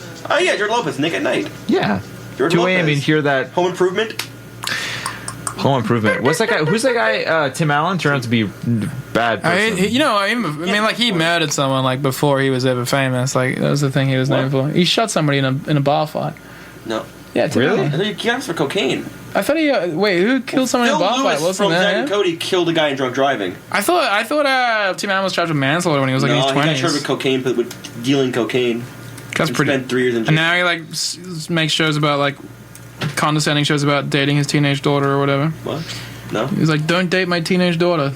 That TV show he has. Last Man Standing. That's basically kind of what it is. Is that what it's called? It might as well be that. Yeah. You know what? Guess what? Fox bought it, so now it's going on that network. It was on ABC. Our ABC originally, and then like it went to now it's on Fox. My God. Yeah, American. I gotta say, network TV is kind of a wasteland. Yeah, I mean, like American TV for me is just like the ads are just absolutely psychotic. It's like you guys live in a Paul Verhoeven film. Like it's just really like just like the. Let's talk about that. It's just like, have you ever had bad bowel movements for only $300 a month? You can take like Xanaflax, and it's like 3 minutes. Somebody like, don't take if you've ever had a sore knee, a foot, like anything like that. It's like crazy stuff like that. And it's like, do you want to go to college but you can't afford $300,000 in debt? Sign up for our app that'll shoot master's thesis premises to you every month for $49.99. 1989. That's true. It's like, what is this country? This is a broken country. It's pretty broken. Yeah, I mean, like there are like you know about the Juicero. That was a big thing. The Juicero. The Juicero. Did you hear about that? The Wi-Fi juicer. The juice. It was a Wi-Fi juicer. Yeah, we just squeeze it, and like Mashable took it and squeezed it, and they're like, oh, you don't need this $400 juicer. Why does it need to be connected to the internet? They're like, oh, for updates. It's like, what do you mean? Did you hear about the shoes? There's Wi-Fi shoes. Yeah, there's Wi-Fi shoes. That only work if they're on Wi-Fi. Why does everything need to be connected to the internet? I don't know. Because their data is worth a fortune. It's the most valuable resource in the world. Literally. That's why it's just like they're going around trying to do it really clunkily. Yeah. Like a juicer. It's like, guys, you're not even trying. Come on, mask it a bit more. Yeah. Put some it in like software in they're this. gonna put it in like clothing, like sunglasses. How much sun did you get this year? Seriously. We'll compare it. They'll start comparing. It's too much. And my Australian friends and I I have a lot of Australian mates here, and even I was talking to Guy Montgomery about this, like how American radio ads somehow sound less real than the satirical ads in Grand Theft Auto. It's just like, I know. No, because you get these ads for specifically these pharmaceutical ads. It's like, you get this is great, and here's the drug we're offering, and then they go, oh, by the way, the side effects are, and that's 30 seconds. Cancer. Yeah. Cancer, death, this, and this. But then you still have the stock footage of two people happily smiling. Yeah. They're like, having a great time. It's so surreal. Even just seeing pharmaceutical ads on the subway, just billboard posters and stuff, that's such a weird thing for me. I'd never see that back home. Yeah. I mean, pharmaceutical posters, socialized healthcare, I guess, but which is like, I mean, you don't see drug ads anywhere. Yeah. No, it's not like that. Not marketed that aggressively. I can only think for nasal spray. Yeah, hey, it's spring. Have a nasal spray or something. Kind of you have allergies. Not for prescription opioids. It's not a thing. But there's I watched a documentary on the opioid crisis pretty recently, and it was just they advertised the hell out of that. Yeah. In the mid-90s, they're like, don't listen to your doctors, or it's like, hey, doctors, your patients need this. Yeah. Any pain that any pain that your patient exhibits, just give them an opioid. They're saying there's a thing I was reading yesterday about 30% of first prescribers are giving it for a twisted ankle and stuff like that, stubbed toe. That's it's just insanity. It's overprescribed. There's also the companies like that, like Insys. I think Insys was a big one for that. Yeah. They were sued. No, I don't know what happened with them, but I think they're still going. I mean, America corporate stuff in any field is just surreal and nightmarish in a way that no other country is the gun stuff is the most extreme thing, but NRA. Yeah, that's just crazy to me. The NRA, the concept. The NRA, and just sweet too, yeah. Gun culture is surreal as well. Guns are seen as just such a thing to have if you're you're a psycho, you're a criminal, or a wimp back home. Here we have them if you just exist. Yeah, it's actually really interesting because a lot of the time the argument, there's an argument that pops up, or a component of the argument is that Australia took away all guns in the late 90s after there was a big incident. All assault rifles after a mass shooting, all automatic. And there have been none since. There's been no mass shootings. Yeah. No, you guys are the only country in the world where this happens. Yeah. On the scale. We're aware, yeah. I remember after Sandy Hook being well, they have to do something now. We all thought that. And then after nothing happened, I was well, they're never ever going to do anything. If a group full of kindergartners isn't going to do it, then they're never going to change. That was the time where I thought, because I remember I was in high school when that happened. Yeah. And I heard, we watched it on TV. My professor said it was in economics class. We watched it, and we were all sitting there with this collective sense of, that's terrifying. That's terrifying. We're in school right now, and this is going to change something. But that was 5 years ago. Yeah, nothing's happened, and that hasn't done anything. We never had a school shooting in Australia. I arrived here last year on the day of the Vegas shooting, and people just forgot about it a day later. The biggest mass shooting in the country's history. That's how it is now. It's just we lose track. If that it's the 25th anniversary of the shootings in the Port Arthur massacre, which is the one that changed everything for us. Every year it's a big deal. We have a big national day of mourning. It's really sad. Did you hear about the guy in Florida, Connor? No. There was a guy. This is another going to happen just recently. There was a parking dispute where some lady parked in a handicap spot, which she wasn't supposed to, and this other guy saw that, got mad about it, got out of his car, started yelling at her. Her boyfriend came and started an altercation with the guy, started pushing him to the ground. That guy pulled out a gun, blew his head off. Jesus. It's happening in Florida. It's this is happening in like open. It's not, you don't even. Yeah, well, so Australians are told when we come here, like, look out for guns, don't get shot. Like, I got held up in gunpoint in New Orleans like 4 years ago. Really? Yeah, Really? I like talked my way out of it, luckily, but I was very manic at the time, saved my butt. But that and being foreign, because it's if you shoot me, like, you get in trouble. But like Australians, like when we think of America, it's like, oh, like the bullet hellscape. Like that's kind of how the rest of the world sees it. Like the fact that like so many school shootings a year and nothing happens, like that's just surreal. And it's like the thing is like you don't hear about a lot of them. Like you can look at the statistics. Like there have been so many since the beginning of this year. If somebody was shot in Sydney, it would be like, and like people get shot in Australia. There's gun crime, like pistol crime. It's really quite rare, and it's usually just like criminal on criminal. Mm-hmm. But like if someone gets shot in Sydney, it's news in Western Australia. Like a murder in Australia anywhere is usually news. But like murder rate's low. Yeah, murder rate's really like we're the third safest country in the world, I think. Wow. So it's like really. Yeah, no, it's really. I have so many American friends that move to Australia and never leave because it is like my cousins when comparatively I was very young, paradise. Didn't leave. Yeah, of course. They went on a vacation to Melbourne and didn't come back. Our minimum wage is $20. Like free healthcare, cheap education. Like come on down, guys. We've got heaps of room. Just don't bring the guns. That's it. We also got more freedom. Like we got more rights. So not for big corporations, not yet anyway. They're trying. But it sounds a lot better. Yeah, no, it totally is. Better. Like I love America, but it is like dystopian. I've traveled it like a lot. I've traveled through the middle. I've traveled south and everything. It's kind of a third world country. It's a first world country on the edges sometimes, but dang, the middle and the south is just, I've never seen anything like it. I've traveled through like a lot of African countries and like Southeast Asia. Like seriously, it's wild. And like it's at a point now, I mean obviously like it's at a breaking point, right? Because like it's just here in the US it can't sustain like this, right? Like it just when middle class people and working class people can't live a life because you can't afford to have a child or buy a house, because if your child gets sick you got a $50,000 debt. You can't live a life. Like that's crazy. Yeah, it's really deeply broken in this country. I feel like Trump is an absolute nightmare hellscape thing, but I'm hoping that like he's the pendulum to the extreme and he will break it so badly. I think you know what? It's funny. I think the blue wave.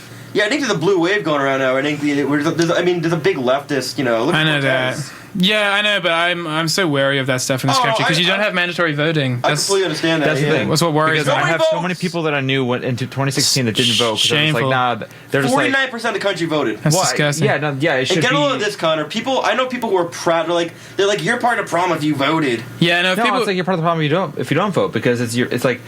Yeah. He's like, well, I didn't like either candidates. I'm like, I was raised in like politics back then. Like my dad was in it for a long time, and like he always said, like the right don't want people to vote. Like that's the way. That's how it is here too. Keeping the working man down and everybody else down. Doesn't want you to vote. No, I mean the Republican Party. This is a strategy they've been doing since Nixon. Like actively, I mean, like with the black vote originally, but like everybody, like actively disrupting voters. And like you just have to look at the crazy districts you guys have. Oh, yeah. I mean, like your system. I mean, like your actual system is crazy. The executive branch is insane. It should be abolished. Like you shouldn't have a president. I can't like get how people don't want to. Like how people can say like Kendrick Lamar's a non-voter. Was it? Yeah, Lamar's a non-voter. So was Killer Mike. He I didn't vote, or he might have voted Jill Stein. Actually, I don't remember actually. But like, I don't get how people like proudly are like, I didn't vote because I didn't like. But you guys don't get a day off work to do it either, right? That's the thing. Well, the only reason that work, they can't like deny that. The only reason that it's on a Tuesday, I think it's a Tuesday, right? It's the first or whatever. Well, they can't deny you a day off work. That's like literally from the 1700s, where like you needed a few days to travel. Coming from a distance, and that's just literally an archaic rule that we have that no one's changed. It's funny, like back home, if you don't vote and you're proud of not voting, and I've met these people in Australia, it's like people really like rip into you. It's like not something to be proud of. Yeah, it's a cultural thing you have to change. But like and like I majored in like American politics and history and stuff. Like the Republican Party have like built that culture incredibly strongly. Like, Fox News is pretty toxic just for people because Fox News goes unchecked. Like I know people that I grew up with who are completely like brainwashed by Fox News. They're just like, yep. They're like, hey, Pizzagate, yeah, real. I'm like, no, it's not real. I'm a Fox News obsessive. My dad and I have been watching together for like 15 years. That sounds like a beautiful bonding. Yeah, because we just used to like do it as like a riff tracks thing. And then like when Trump won, we were watching Fox. Initially watching Hannity, and my dad and I were like, oh, it's gonna be hell funny. Hillary's gonna win. We're gonna see Hannity finally like blow his brains out like on live television. It's gonna be great. And then like he's like, he starts to win, and they get this like hyena look on their faces, and my dad was like, just like change the channel. We're like scrabbling around trying to find the remote. He ended up pulling the cord out of the television because we just like didn't want to see Sean Hannity like happy. Yeah, but it's pretty toxic. It's crazy. Like I remember that year thinking like, because like Ailes got busted for the sexual assault and then like died crapping on a toilet. Fantastic answer, a rotten man. Like couldn't ask for it. Yeah. When Trump was imploding the campaign trail, and then Fox began to implode because they hedged their bets on him and like they created him, and it was like, wow, they're all going to go down together. And then it was like, oh nope, they run the country now and the world. Yeah, it's pretty awful. Like they talk to the president on television. I know. Yeah, no, but he watches TV all the time, and he's just like they literally give him policy like advice, and that's unprecedented. They look down the camera and they go, Mr. President, you gonna do something about that? Yeah, it's like, what? He's like, yes. Steve Ducey, and as Colbert would say, guy that looks like Steve Ducey, or whatever. Brown haired guy that's not Steve Ducey. It's Steve Ducey. Steve Ducey, yeah, he's a couch boy. Oh, on Fox and Friends? Fox and Friends. Yeah, yeah. It's just like the whole thing is just like I mean, I know people that like, but 2-3 years ago, I had a friend who was like, she's like, I'm not going to vote. And then afterwards, she was complaining. She's like, oh, Trump is awful. I said, listen, you really should have just been out there and voted. You can't complain if you didn't vote at all. You get a vote, you get other people to vote. Yeah, that's the wild thing. Well, that's the thing. I mean, like, and Nirvani has this idea that I don't know if she had mentioned to you, but like, she wants to do like get people involved, to be involved and to know what the background like of the candidates are for November. Yes, that's a great idea. Just like as a press thing, just to get people involved. Like, can we do this? Yeah. Yo, that's we should talk. Do you have like registration booths on campus and stuff? Or? We do actually have that. You can register through school. Yeah. Yeah, yeah. They do make. You know who like that? Who would love that? Joey Mendola, our opinions editor. Yeah, he loves like, cause he's like, so our opinions editor, he's like super like socialism, like left and stuff. So he would love that kind of thing about like voting and stuff. I like that stuff is like trending here, but even the socialist left here to me is like kind of my moderate left back home. Oh, yeah. So it's like, I guess maybe I was raised in weird circumstances with that stuff, but like, it's cool seeing it be a thing. I do see already the makings of the implosions that I witnessed in the Australian far left in the 90s. It's the same stuff. It's like when you have like 20-year-old rich kids defending like Stalin, it's like the funniest crap in the world. Yeah. Like, and also like they're dressed in that hilarious cosplay with the moustaches and the train drivers' caps. It cracks me the hell up. Little Woody Guthrie characters. Funny stuff. It's just like I don't understand. I mean, like we're at this like breaking point. I just like, man. Butter emails. And it's just like that was a very neoliberal. The George Soros media. Anyone who says like both, like it's just like I don't know. I mean, we remember Bush and like what he did to the world and our country. Yeah. We remember like Trump has been awful, but he hasn't done anything as harmful as the Iraq War yet. Like we live in the horror of that still. You know what? More so than Trump. Trump is so stupid. He doesn't know he doesn't know policy. He doesn't know politics. He doesn't know process. The thing is, you had all these people around him who were trying to take advantage of him. Be it like just like Russian oligarchs just kind of using him like to destabilize Europe so they can keep doing black money laundering. He doesn't know any of this stuff. The Republican conservatives who thought they control him, but they just forgot he's like an absolute egomaniac. It's more so what he perpetuates as opposed to what he's at. I mean, it's also. I mean, obviously you have like the refugees, the migrant children. And all that. Yeah. Which is obviously terrible. But today when we do that as well. And worse. We've been doing it longer and worse. But like, I feel like with Trump, it's more so for me at least, it's more so what he perpetuates and what he represents. Yeah. Like, he speaks to a gross underbelly. White nationalism. Oh yeah, that's more so why I find him like scary. Yeah. I'm not. Here's my thing. At least this is my personal thing with Trump. I'm not so much worried about more so the like. I'm not ruling it out, but I'm not as worried about like the like kind of post-apocalyptic like doomsday theories.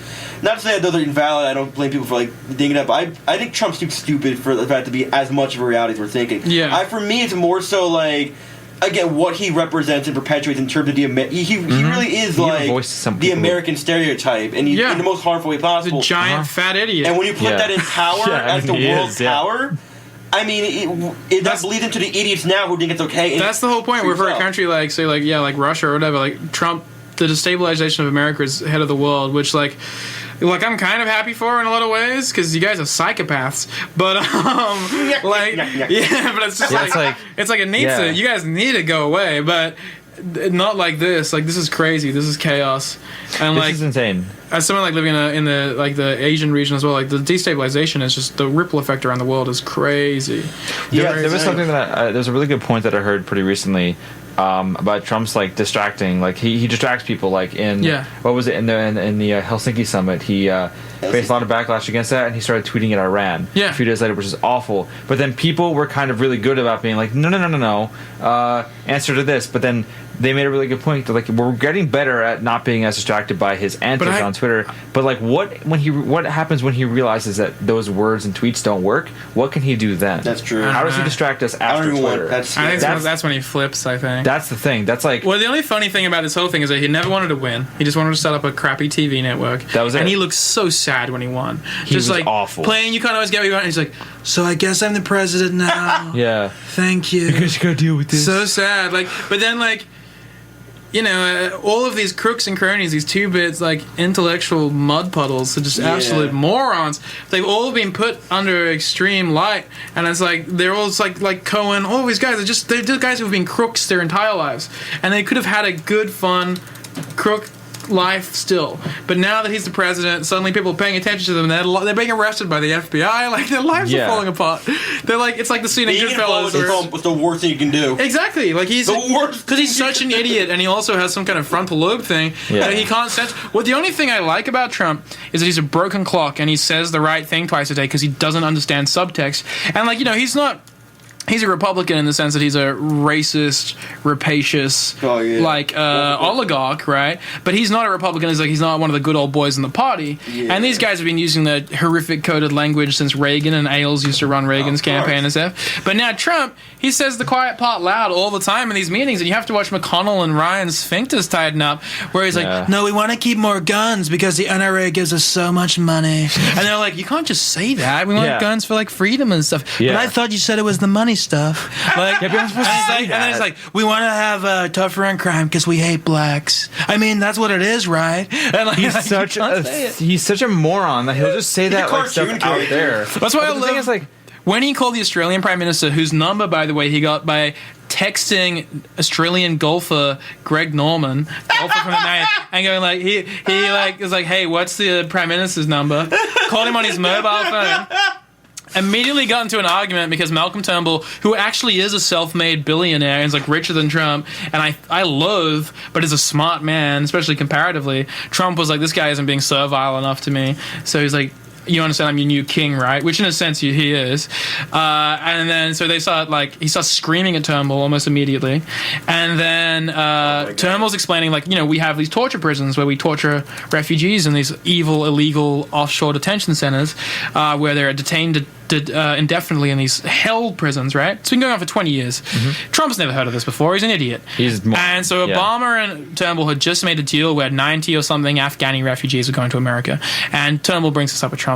And Trump goes like, what? You want me to take some, like, goddamn terrorists? That's the last thing I want to do. And so I was like screaming at him about that. And Turnbull's like, oh, no. They're not terrorists. They're like innocent refugees. They're just people. And so Trump's just like, oh, that's sick. You're worse than I am. Those were his actual words to him.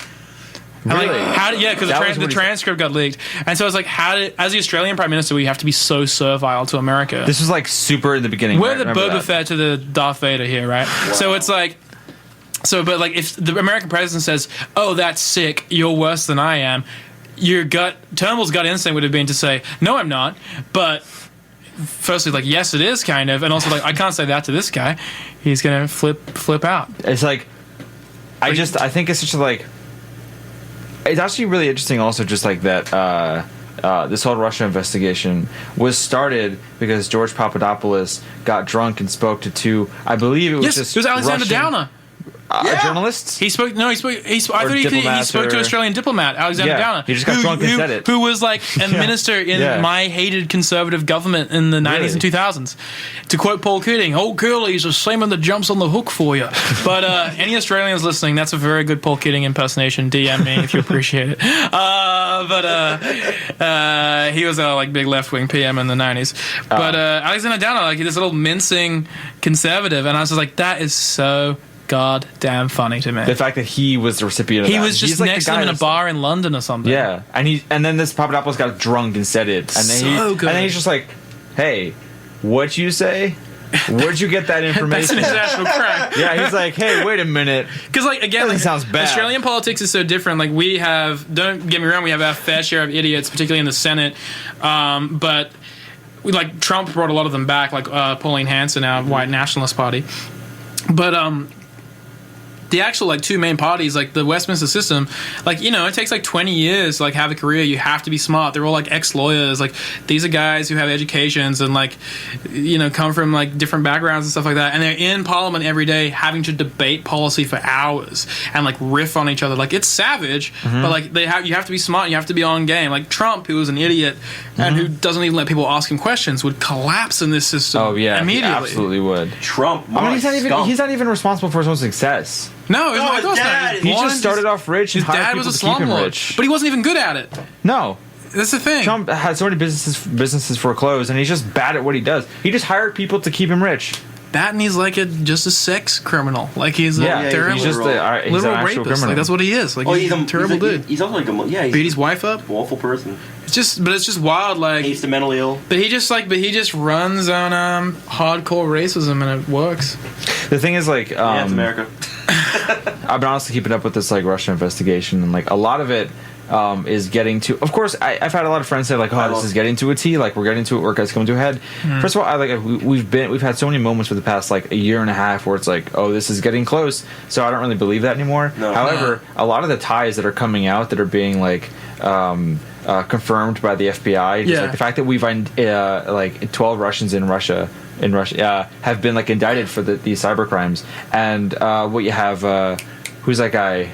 He was a guy in the Trump campaign. Anyway, Carter Page is definitely, like, some dude who's He's going to prison, and Manafort as well. Yeah, and Manafort's like he's going to trial in, like, late July, like, in a few days. The tragedy of the discourse around this is, like, the American media Disneyfies it so much and gives it this, like, you know, like, it's the two extremes of, like, there's nothing happening, like, these are all coincidences, or, like, Trump is a Manchurian sleeper candidate, and it's like, what would Russia even, like, what is Russia, like, I saw a guy who's, like, a prominent left-wing Twitterati here being like, what has Russia even gained from this? And it's like, so much. Like, you don't understand that, like, Russia is a mafia state run by a kleptocrat who is just, like, a black money laundering fiend, and all he wants is to destabilize Europe and America's strength in the West. He wanted so to that you can destabilize Europe. And he's done it. So he can, like, you like Crimea and the Ukraine. That's all it is.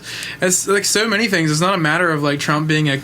Also, when people think, like, the Russians are communists still, it's like, no, they haven't mean that. I'm not talking about the wall. They haven't mean that since 1970. Like, come on. You're not listening to Ned Beatty and Network. He's not messing around. It's like I was thinking about this the other day. Like, the whole Russian thing. Like, I don't think they conspired to, like, get him elected, but, like, once they realized he was, they already worked too. I think it was a great surprise to them that he did end up winning, because they already messed with the election, and then once he actually won, they're like, "Oh, this is great." Also, there is the hilarious irony of America being outraged by people interfering in their elections. It's very funny. Yeah. Like, they've even done it in Australia. You know, the CIA helped overthrow our prime minister in the 70s. Our great left-wing prime minister. Helped out with us? The CIA and the Crown got rid of him. Really? Yeah. In what way? They made him stand down via the Governor General. It's a whole thing in our country. Wow. But the CIA was a big part of it. They were, because they thought he was a communist. Oh, wow. Yeah. That's pretty, wow. You guys are everywhere. Yeah. It's, you don't think, when you're in America, you don't think that. I was on a date last week where a girl was like, I traveled Europe, and I was like, I don't understand why people in, like, France don't like us. Like, we saved them in World War II. It's like, that's exactly why. It's like, to Europe and the West, like, you arrived 3 years late and then used 2 atomic bombs. Like, you can't say you, like, won World War II when you let Nazism spread for so long when you could have stopped it. You don't get to be heroes. Yeah, but, like, the rest of the world is just like, also, you control all of our lives in ways that, like, you can't even begin to describe, you know? Yeah. That's wild. It's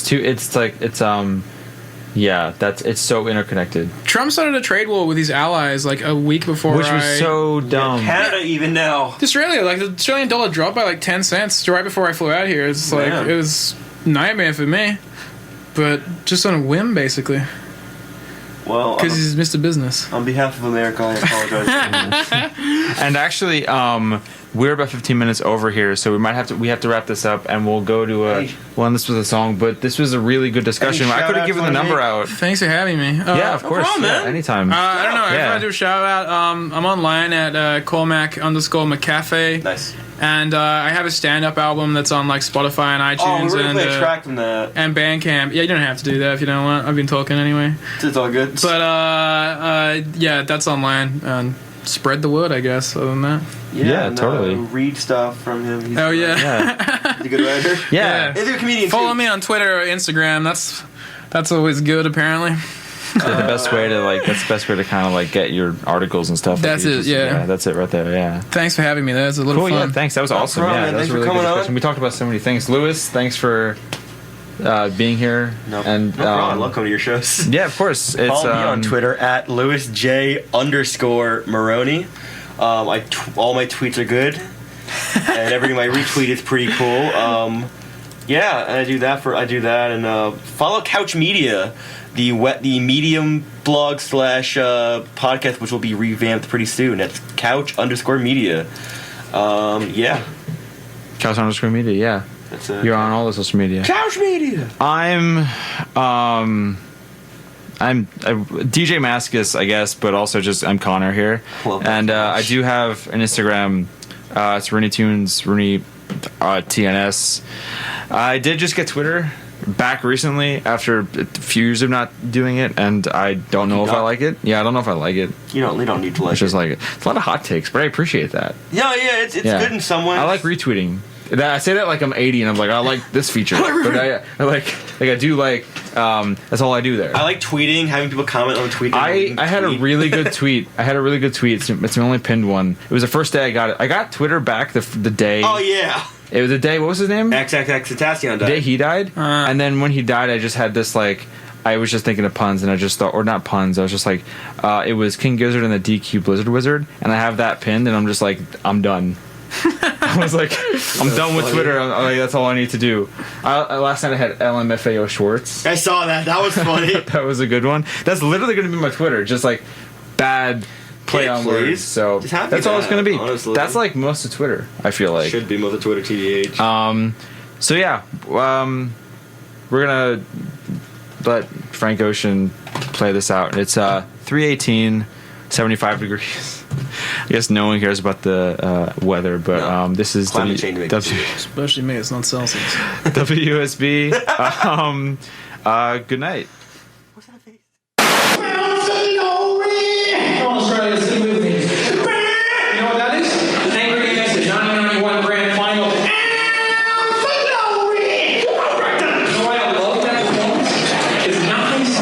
Mediocrity of our country more than that performance. I love it. And I want us to embrace that mediocrity. Because what do we have as tradition, right? To dream. Not conditions dreaming. I mean the like, go with me, dreaming mentality of a delusional nation that tries to trick itself into believing it's counter or anything but rape them and theft and genocide, alright? I mean, God. You know, get over it. It was so long ago. White Australia Clause here in 1971.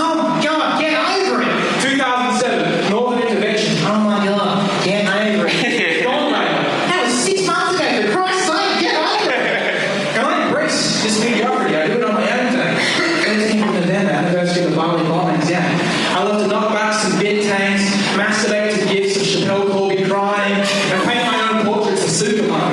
Now, that sounds offensive to some people, but you gotta understand that getting drunk and thinking banging your cousin's ex-girlfriend at the back of Hungry Jack's or food place on January 26th is offensive to others who are in an inclusive society, is what I'm saying. You know?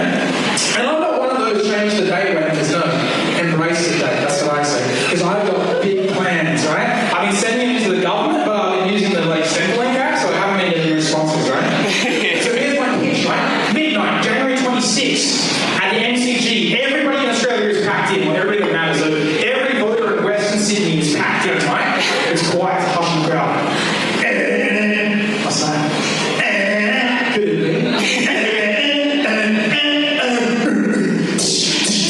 ACDC cover band.